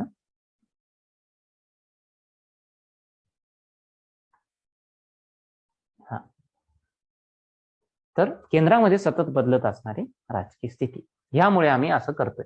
तर मुळात काय होतं, की आपल्याकडे जो परकीय चलनाचा जो भांडार असतो तो कमी झाला होता. 7 दिवसात पुरणार नाही, आयात करण्यासाठी 7 दिवस देखील पुरणार नाही, एवढे देखील आपल्याकडे गंगाजळी उरली नव्हती. ओके. आणि वरतून गल्फ वॉर होता, आखाडी प्रदेशात आखाडी देशांमध्ये युद्ध होतं सुरू. ओके. तिथं सद्दाम हुसेनची सरकार होतं, त्यांनी कुवेतवर हल्ला केला होता. कुवेतला ते इराकमध्ये त्यांना इराकला जोडून घ्यायचं होतं. ह्या सगळ्या गोष्टींमध्ये काय झालं, आपलं नुकसान झालं. ओके. आंतरराष्ट्रीय जे ताळेबंद असते त्याचं संकट निर्माण झालं. आणि ते पण कारण होतं. दुसरं कारण जे सरकारने सांगितले, fast changing political situation at the centre, केंद्रामध्ये सतत बदलत राहणार असणारी राजकीय स्थिती. ओके. ह्यामुळे आम्ही काय करतोय, 90, 91 आणि 91-92 या 2 योजना वार्षिक योजना असतील, आणि 92 ते 97 मित्रांनो काय असेल, 8वी पंचवार्षिक योजना असेल. 92 ते 97 काय असेल मित्रांनो, 8वी पंचवार्षिक योजना असेल. तर या योजनेत काय काय तरतुदी होत्या, या योजनेत अंतर्गत काय काय झालं, आपण डिटेलमध्ये बघूया. तर मित्रांनो, या योजनेअंतर्गत 8व्या पंचवार्षिक योजनेअंतर्गत सगळ्यात पहिली गोष्ट काय झाली, म्हणजे सरकारची अर्थव्यवस्थेत भूमिका काय असावी ह्याची पुन्हा व्याख्या करण्यात आली. आता तुम्ही म्हणाल, अचानक हे सरकारची अर्थव्यवस्थेत भूमिका काय असावी ह्याची व्याख्या का करण्यात आली, तर तुम्ही काळ बघा, 1992 ते 97 म्हणजे काय, हा काळ हा उदारीकरण, जागतिकीकरण आणि खाजगीकरण ह्याच्या नंतरचा काळ होता. ओके. 1991ला आपण त्याची सुरुवात केली असं जर म्हणलो, तर हा 1992चा काळ होता. म्हणजे काय, तर आपण जवळजवळ एक चांगल्या मुक्त बाजारपेठे जे बाजाराभिमुख धोरणं आहेत ते ऑलरेडी आपण बनवली होती. आणि त्यामुळे पंचवार्षिक योजनेत काय केलं, आपण एक पुन्हा एकदा अधोरेखित केलं की सरकारची भूमिका काय असायला पाहिजे, कितपत असायला पाहिजे, की सरकारने हस्तक्षेप द्यायला हवा का नको द्यायला. ओके. तर आणि त्याचं कन्क्लुजन हेच निघालं की सरकारने आपला हस्तक्षेप कमीत कमी ठेवावा आणि फक्त बाजारामध्ये मदत करावी, इतर जे उद्योगांना मदत करावी, जेणेकरून, म्हणजे मदत इन द सेन्स की ती उद्योग भरभराटीला येतील, असं एक अशी योजना बनवायची, अशी धोरणं ठरवायची. ओके. त्यामुळं हे अचानक जे सरकारची अर्थव्यवस्थेत भूमिका काय असेल ह्याची पुन्हा व्याख्या करण्यात आली, हे का आलं, कारण हा काळ तसा होता. 1991 नंतर ही 8वी जी पंचवार्षिक योजना होती ती 1991 नंतर आलेली योजना आहे. म्हणून आपण ऑलरेडी उदारीकरण, वैश्वीकरण म्हणजे जागतिकीकरण आणि खाजगीकरण या गोष्टी करायला सुरुवात केल्या होत्या. ओके. आपण आपली अर्थव्यवस्था मुक्त आपल्या अर्थव्यवस्थेतून जी बंधनं आहेत, ओके, निर्बंध आहेत, ते आपण काढायची सुरुवात केली होती. ओके. आपल्या अर्थव्यवस्थेला आपण मुक्त बनवायचा प्रयत्न सुरू केला होता. ओके. आणखी काय झालं या पंचवार्षिक योजनेमध्ये, पायाभूत सुविधांमध्ये अधिक गुंतवणूक. ज्या पायाभूत सुविधा असतात, इन्फ्रास्ट्रक्चर जे फॅसिलिटीजच्या असतात, इन्फ्रास्ट्रक्चर सेक्टर जे असते, पायाभूत जे क्षेत्र असतात, जसं की रस्ते बनवणे, हॉस्पिटल्स बनवणे, यामध्ये अधिक काय करण्यात आली, गुंतवणूक करण्यात आली. रिस्ट्रक्चरिंग सबसिडीज म्हणजे काय मित्रांनो, तर जे अनुदान होते, ओके, बऱ्याच गोष्टींना अनुदान भेटायचे, तर त्याचं रिस्ट्रक्चर झालं. रिस्ट्रक्चर म्हणजे त्याची पुनर्रचना करण्यात आली, ओके, की अगोदरच्या ज्या गोष्टी होत्या त्याचा पुनर्विचार करून त्या तशाच रूपात न ठेवता त्यांचं स्वरूप बदलण्यात आलं, ओके, त्यांचं स्वरूप बदलण्यात आलं. एम्फोसिस ऑन कोऑपरेटिव्ह फेडरलिझम, हा, सहकारी संघ राज्यवादावरती ज्यादा भर देण्यात आला. आता सहकारी संघ राज्यवाद काय आहे मित्रांनो, तुम्हाला ही गोष्ट माहिती आहे, तुम्ही MPSC चे विद्यार्थी आहात, तुम्हाला ही गोष्ट माहित आहे की भारत हा कशाने बनलेला, एक केंद्र सरकार आहे आणि दुसरं आहे राज्य सरकार, ओके. आणि आपल्या राज्यघटने देखील काही विषय केंद्र सरकारच्या अधिपत्याखाली, म्हणजे केंद्र सरकार त्यावर कायदे बनवू शकते, काही विषयांवरती राज्य सरकार बनवू शकते कायदे, आणि काही विषयांवरती दोन्ही बनवू शकतात, ओके. मुळात काय, आपला देश हा युनियन ऑफ स्टेट्स, ओके, ह्या सगळ्यांचं राज्यांचं काय, एक सगळी राज्य एकत्र केल्यानंतर आपला देश बनतो. लक्षात ठेवा, सगळी राज्य एकत्र केल्यानंतर आपला देश बनतो. म्हणजे काय, राज्याचा कारभार तेवढाच महत्वाचा आहे जेवढा केंद्राचा आहे, किंबहुना राज्याचा कारभार जास्त महत्वाचा, कारण राज्यांनी एक देश बनतो, आपला देश हा राज्यांचा बनलेला आहे. तर हे केंद्र सरकार, ओके, आणि राज्य सरकार हे काय करायला पाहिजे, एकमेकांना सहकार्य करून पुढे गेले पाहिजेत. पण बऱ्याचदा असं ते तुम्ही तुमच्या राज्यशास्त्रामध्ये वाचलं पण असेल आणि न्यूजपेपरमध्ये पण वाचलं असेल की केंद्र सरकार, केंद्रामध्ये जर वेगळे सरकार असेल, समजा आता महाराष्ट्राचं उदाहरण घ्या, केंद्रामध्ये BJPचं सरकार आहे आणि महाराष्ट्रामध्ये समजा शिवसेना, काँग्रेस आणि NCP, MVA ज्याला म्हणतो, महाविकास आघाडी, त्यांचं सरकार आहे. तर बऱ्याचदा काय होते, निर्णय घेताना बऱ्याचदा एक थोडासा जी कॉन्फ्लिक्ट्स असतात, ओके, थोडेसे डिस्प्यूट्स असतात, वाद होतात, ओके. तर असे वाद हे आपल्या देशाला चांगले नसतात, ओके, असे वाद चांगले नसतात. किंवा काही निर्णय जे असतात, कधी कधी काय होते, केंद्र सरकार एक हाती निर्णय घेते, राज्य सरकारशी सल्लामसलत वगैरे करत नाही, एक हाती निर्णय घेते. आणि मुख्यत्वे सगळ्यात महत्वाची आपल्याला गोष्ट काय आहे की असे निर्णय जर आर्थिक स्वरूपाचे असतील, ओके, तर मग राज्य सरकारांना नुकसान होण्याचं जास्त कारण असू शकते, राज्य सरकारला नुकसान होण्याची शक्यता असू शकते, ओके. तर कोऑपरेटिव्ह फेडरलिझम म्हणजे काय मित्रांनो, की हे जे फेडरलिझम म्हणजे काय, की फेडरल स्ट्रक्चरचा अर्थ काय होतो, केंद्र सरकार आहे आणि राज्य सरकार आहे, ओके, आणि हे दोन्ही एकत्रितपणे ह्या देशाला चालवतात, ओके. राज्य सरकार राज्याला चालवते, केंद्र सरकार देशाला चालवते, आणि दोन्ही मिळून आपला देश तयार होतो. तर त्याला फेडरल स्ट्रक्चर म्हणतो आपण, फेडरल स्ट्रक्चर. तर हे जे फेडरल स्ट्रक्चर आहे, जोपर्यंत एकमेकांना सहकार्य करून पुढे जात नाही तोपर्यंत आपल्या देशाची प्रगती होणार नाही, हे सगळ्यांनाच माहिती आहे. तर ह्याच्यावरती भर देण्यात आला, ह्या गोष्टीवरती भर देण्यात आला कोणत्या 8व्या पंचवार्षिक योजनेमध्ये, की केंद्र सरकार, राज्य सरकार एकमेकांना मदत करून, एकमेकांचं सहकार्य करून पुढे गेले पाहिजे. कारण आपला देश हा युनियन ऑफ स्टेट्स आहे, ओके, फेडरल कंट्री आहे, संघ राज्य आहे आपला, ओके. फक्त केंद्राने बनत नाही, फक्त राज्याने, राज्यांचा संघ आहे आपला देश, काय राज्यांचा संघ आहे, ओके. तर it's union of states, okay. तर केंद्र सरकार, राज्य सरकार एकमेकांना मदत करून, एकमेकांना सहकार्य करूनच समोर गेले पाहिजे. केंद्र सरकारने जर निर्णय घेताना राज्य सरकारांना जर मर्जीत घेतलं नाही, किंवा राज्य सरकारने निर्णय घेताना जर केंद्र सरकारला मर्जीत घेतलं नाही, तर हा देश चालणार नाही, कारभार चालणार नाही. तर आणि हाच मुद्दा येतो आर्थिक स्वरूप, आर्थिक बाबतीत पण येतो, आर्थिक मुद्द्यावर पण म्हणजे ह्या गोष्टी येतात, ओके. अशी जे वाद होतात ते आर्थिक मुद्द्यावर पण होऊ शकतात. जसं की तुम्हाला माहित असेल, आणि तुम्हाला माहित असायलाच पाहिजे, की एक काही दिवसापूर्वी, 10-15 दिवसापूर्वीची गोष्ट आहे, सुप्रीम कोर्टाने, ओके, सर्वोच्च न्यायालयाने एक निकाल दिलाय, त्यामध्ये म्हणले की जे GST काउन्सिल असते, ओके, त्या काउन्सिलचे जे निर्णय असतात ते राज्यांवरती बंधनकारक नाहीत, म्हणजे राज्यांवरती बंधनकारक नाहीत. आता हा निर्णय वाईट आहे की चांगला आहे, हा एकदम वेगळा विषय आहे, त्याच्यावरती भरपूर वेळ चर्चा होऊ शकते. पण लक्षात घ्या, हा जर निर्णय राज्य सरकारांनी, ओके, खूप सिरियसली घेतला, ओके, आणि निर्णयाला जसे तर तसं घेऊन राज्य सरकार पुढच्या वेळेस जेव्हा GST काउन्सिलची मीटिंग होईल, जेव्हा त्यांची GSTची बैठक होईल, आणि त्यामध्ये केंद्र सरकारने ठरवले की हे या वस्तूंवरती एवढा कर लावला जाईल, तेव्हा राज्य सरकार कदाचित असं म्हणू शकेल इथून पुढं की नाही, आम्हाला हा कर लावायचा नाही, आम्हाला 5%, समजा XYZ एखादी वस्तू असेल यावरती आम्ही 5% लावू, असं जर केंद्र सरकारने ठरवलं तर राज्य सरकार म्हणजे नाही, आम्ही त्याच्यावरती 10% लावू. आतापर्यंत काय होतं, एक अनरिटन, ओके, अलिखित एक करार असल्यासारखा होता, ज्यामध्ये केंद्र सरकार जेवढं कर लावायचं तेवढाच कर राज्य सरकार लावायचं. ओके, असं. पण इथून पुढे, कारण सुप्रीम कोर्टाने म्हणलेलं आहे की जे केंद्र जीएसटी काउन्सिलमध्ये निर्णय होतात ते राज्य सरकारांवरती बंधनकारक नसतात. Okay, they are state governments are not bound to accept them, okay, adopt them.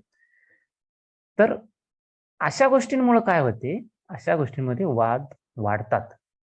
अशा गोष्टींमुळे काय होते, अशा गोष्टींमुळे वाद वाढतात. आणि हीच गोष्ट हे एखाद्या देशाला, आपल्यासारख्या देशाला जे संघराज्य पद्धतीचा अवलंब केलेला आहे ज्या देशाने, ही चांगली नसते. ओके, तर आर्थिक मुद्द्यावर पण ह्या गोष्टी होतात. जसं की जीएसटीचं उदाहरण दिलं, केंद्राने ठरवलं की 5%, जीएसटी काउन्सिलमध्ये ठरलं की 5% या गोष्टीवरती कर लावला जाईल. मग राज्य सरकार आजपर्यंत काय, एक अलिखित करार मी म्हणल्याप्रमाणे होता की राज्य सरकार पण काय करायचं, 5% कर लावायचं, मग 5-5-10% त्या वस्तूवर कर असायचं. इथून पुढे राज्य सरकार म्हणू शकते नाही, आम्ही त्या वस्तूंवरती कमी कर लावू. ओके, तर असे वाद होतात. तर वाद होऊ नये म्हणून ह्या केंद्र आणि राज्य सरकारने काय केलं पाहिजे, एकमेकांना सहकार्य केलं पाहिजे, एकमेकांचा सल्ला घेऊनच कामं केली पाहिजे, आणि त्याला म्हणतो सहकारी संघराज्यवाद.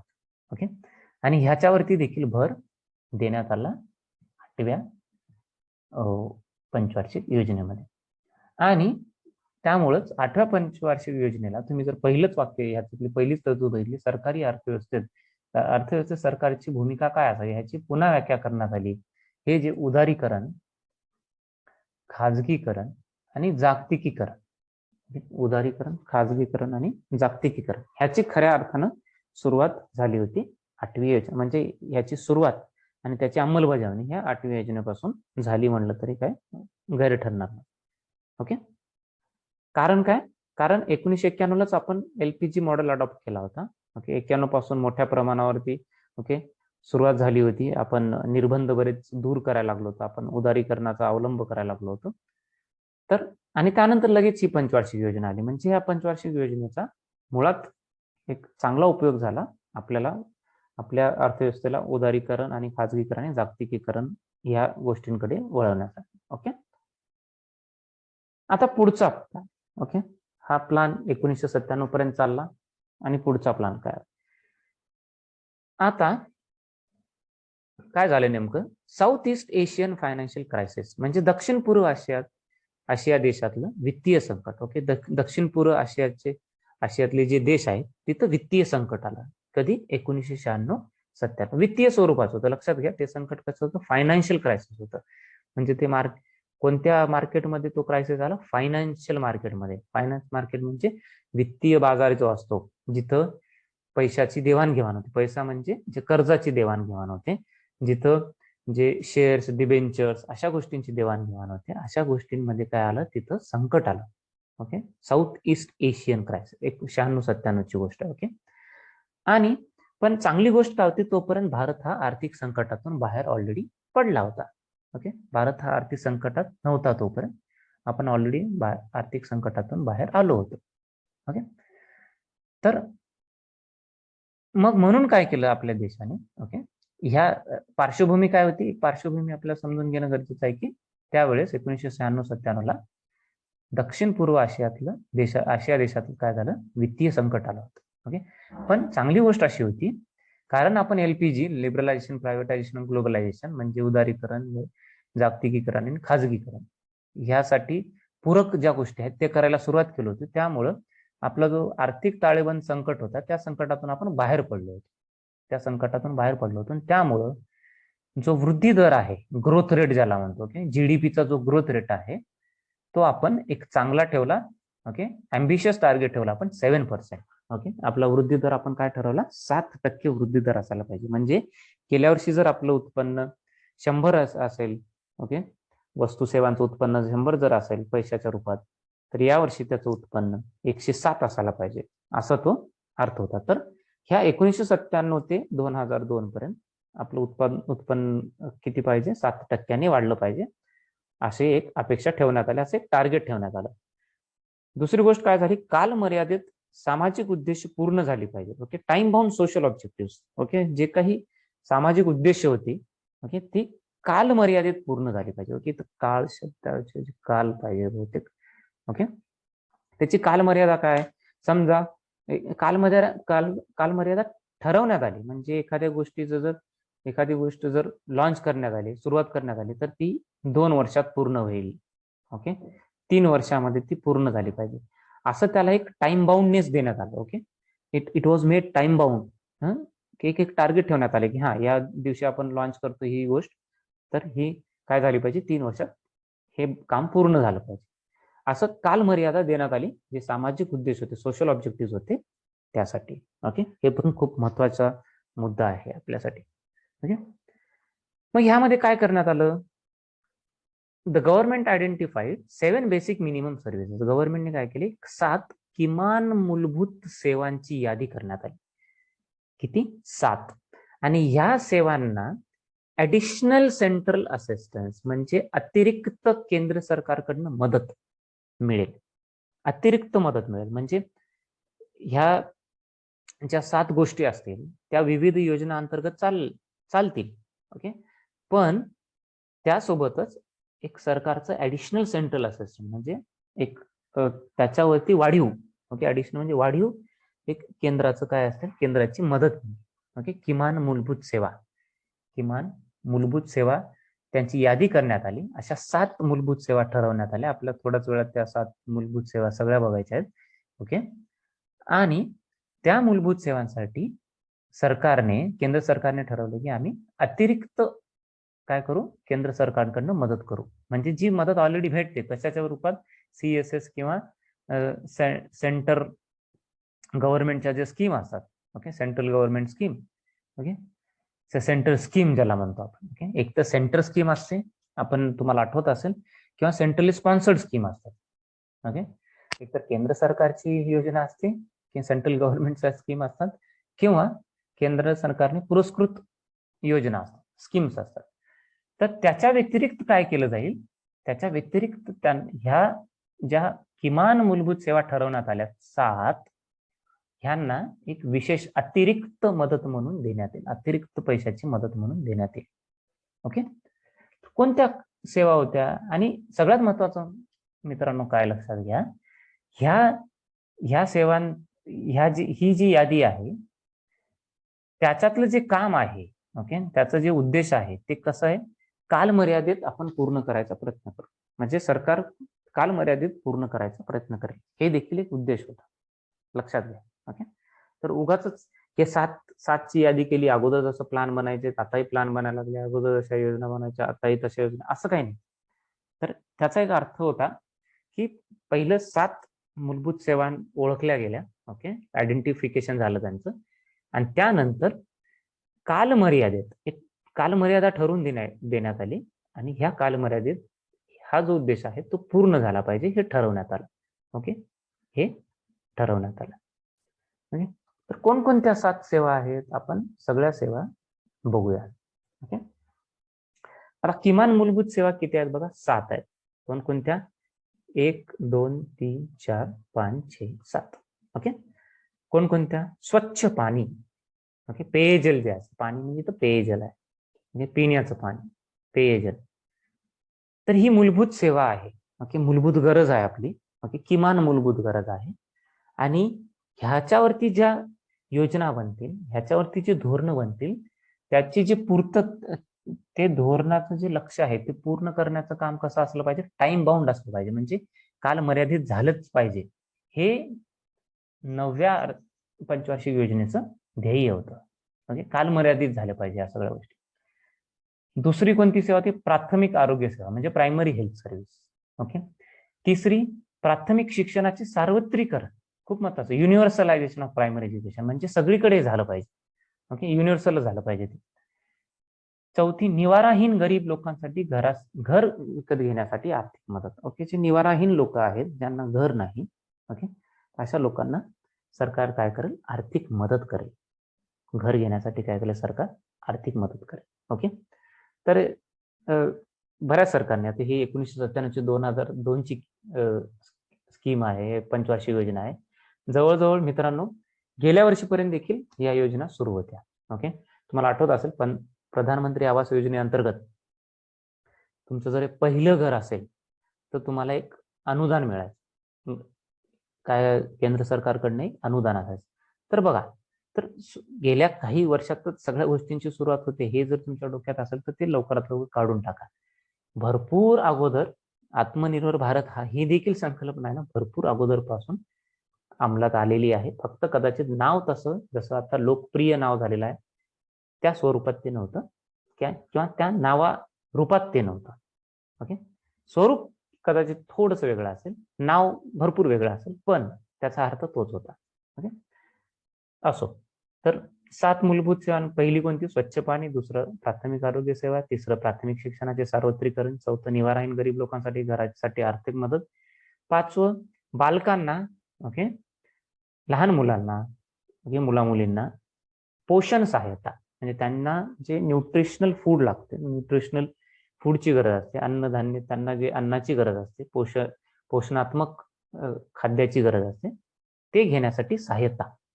ओके, तुम्हाला आठवत असेल मित्रांनो, तुम्ही जर 90च्या काळात म्हणजे 90च्या दरम्यान जन्मलेले जर असाल, म्हणजे तुम्ही कदाचित नसाल, काही जण कदाचित तयारी करत असेल, तुम्हाला आठवत असेल एक 2000च्या दरम्यान, 2000, 1999, 97, 96च्या दरम्यान शाळेमध्ये आपल्याला ना तांदूळ मिळायचे. ओके, म्हणजे तांदूळ मिळायचे. तर त्याच्याशी तुम्ही लिंक करू शकता. ओके, हे म्हणजे न्यूट्रिशनल सपोर्ट म्हणून लहान मुलांना एक पोषक आहार म्हणून ते देण्यात आलं होतं.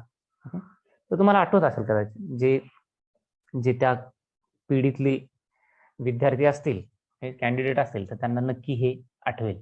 ओके, पुढचं सर्व खेड्यांना दळणवळणाच्या साधनाने जोडणे. हे देखील एक उद्देश 9व्या पंचवार्षिक योजनेचं होतं. ओके, आणि शेवटचं होतं सार्वजनिक वितरण व्यवस्था जी आहे सुरळीत करणे.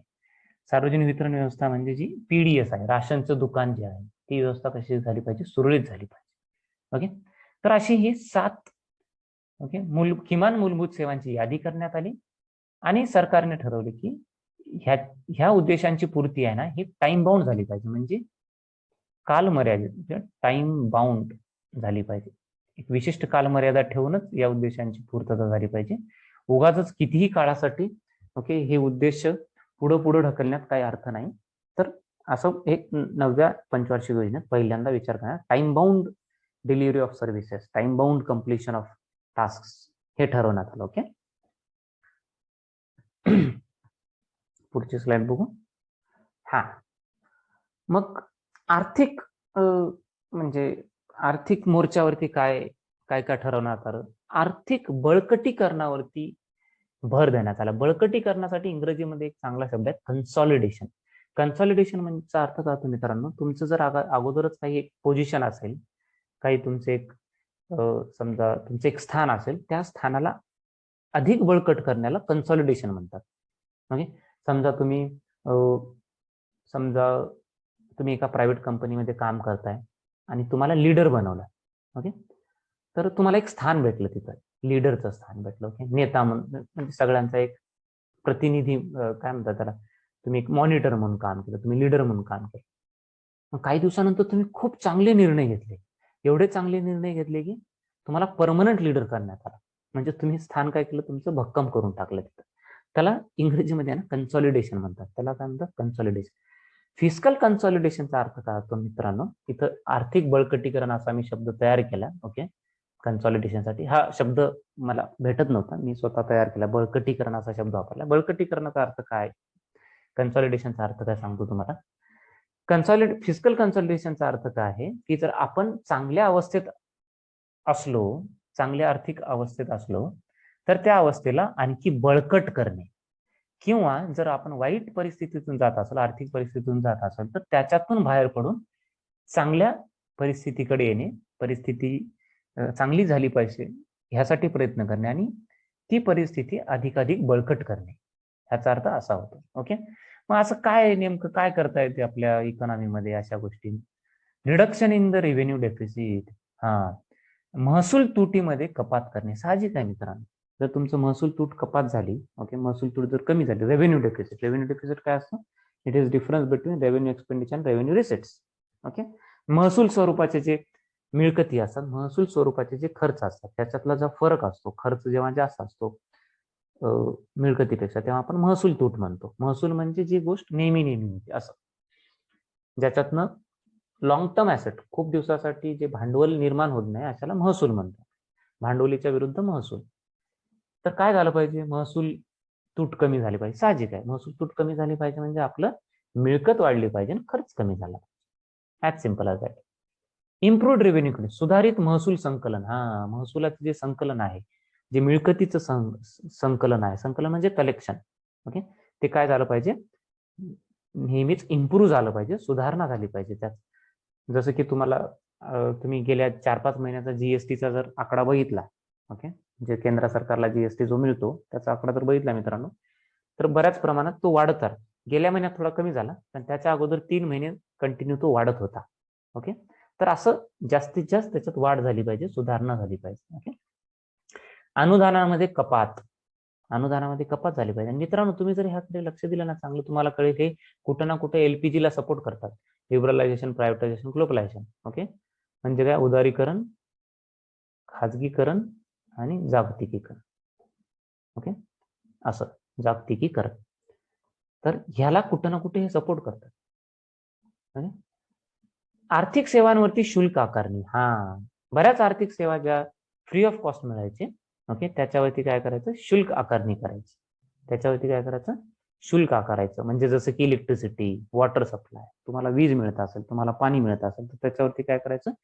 शुल्क आकारायला सुरुवात करायची. जर त्याच्यावरती नसेल तर. Cutting down interest and wedges. हा, जे आपला जो व्याजरूपी खर्च असेल, व्याज देण्याचा जो खर्च असेल, ओके, बऱ्याच स्रोतांकडून आपण कर्ज घेतला असेल, त्याच्यावरती भरपूर व्याज असतो, तर तो व्याज खर्च काय झाला पाहिजे? आपण कपात करण्याचा प्रयत्न केला पाहिजे. वेजेस, ओके, जे सॅलरीज आणि वेजेस असतात, म्हणजे पगारीच्या रूपात जो सरकारचा खर्च आहे तो कमी झाला पाहिजे. पीएफ, प्रोव्हिडंट फंड जे आहे, ओके, प्रोव्हिडंट फंड, पीएफ ज्याला म्हणतो आपण, तर तो काय झाला पाहिजे? तो देखील सरकारचं जे त्याच्यात कंट्रीब्युशन करते सरकार, ओके, सरकार काय करते? त्या स्वतःचं योगदान देते, ते देखील कमी झालं पाहिजे. ओके, तर ओव्हरऑल काय होते मित्रांनो, ह्या कटिंग डाऊन इंटरेस्ट वरती तुम्हाला कळायला पाहिजे. चुकून मी हे मराठीचं जे आहे वरचं खाली लिहिलं आणि याचं विसरून गेलो, मी करेक्ट करेन, don't worry. Okay, cutting down interest wedges PF हे तुम्हाला काय दर्शवते? तर हे सरकारचा हस्तक्षेप हळूहळू कमी करणं, सरकारचं जे एक प्रकारे निर्भरता आहे ह्या गोष्टींवरती. ओके, तुम्ही व्याज द्यायचा अर्थ काय? कुठून ना कुठून तुम्ही कर्ज काढले, व्याज उगाच लागत नाही, कर्ज काढल्यावरच लागतो. ओके, तर कुठं ना कुठं तुम्ही कर्ज काय करायचं? त्या कर्जावरचं व्याज हळूहळू देऊन कर्ज शून्य करून टाकायचं. असं वेजेस, सॅलरीजचा म्हणजे पगारीवरचा जो खर्च असेल तो कमी करायचा. म्हणजे सरळ सरळ काय? तर जे सरकार क्षेत्रामध्ये ज्या भरत्या होतात, ओके, ज्या भरत्या होतात ते कमी करायचे. पीएफ, सरकारचं जे कंट्रीब्युशन असेल ते कमी करायचं. असं, ओके, हे देखील एक आर्थिक बळकटीकरणाचं एक मार्ग होता. ओके, नियोजनांचे विकेंद्रीकरण खूप महत्वाचा पॉईंट आहे, खूप म्हणजे खूपच. ओके मित्रांनो, आपण एवढ्या 9 योजना बघितल्या, 9 पंचवार्षिक योजना, पण कुठंच तुम्हाला हे जाणवलं नसेल किंवा सरळ सरळ ते स्पष्टच होतं. आपण जेवढ्या गोष्टी बोललो ते केंद्र सरकारच्याच दृष्टीने बोललो.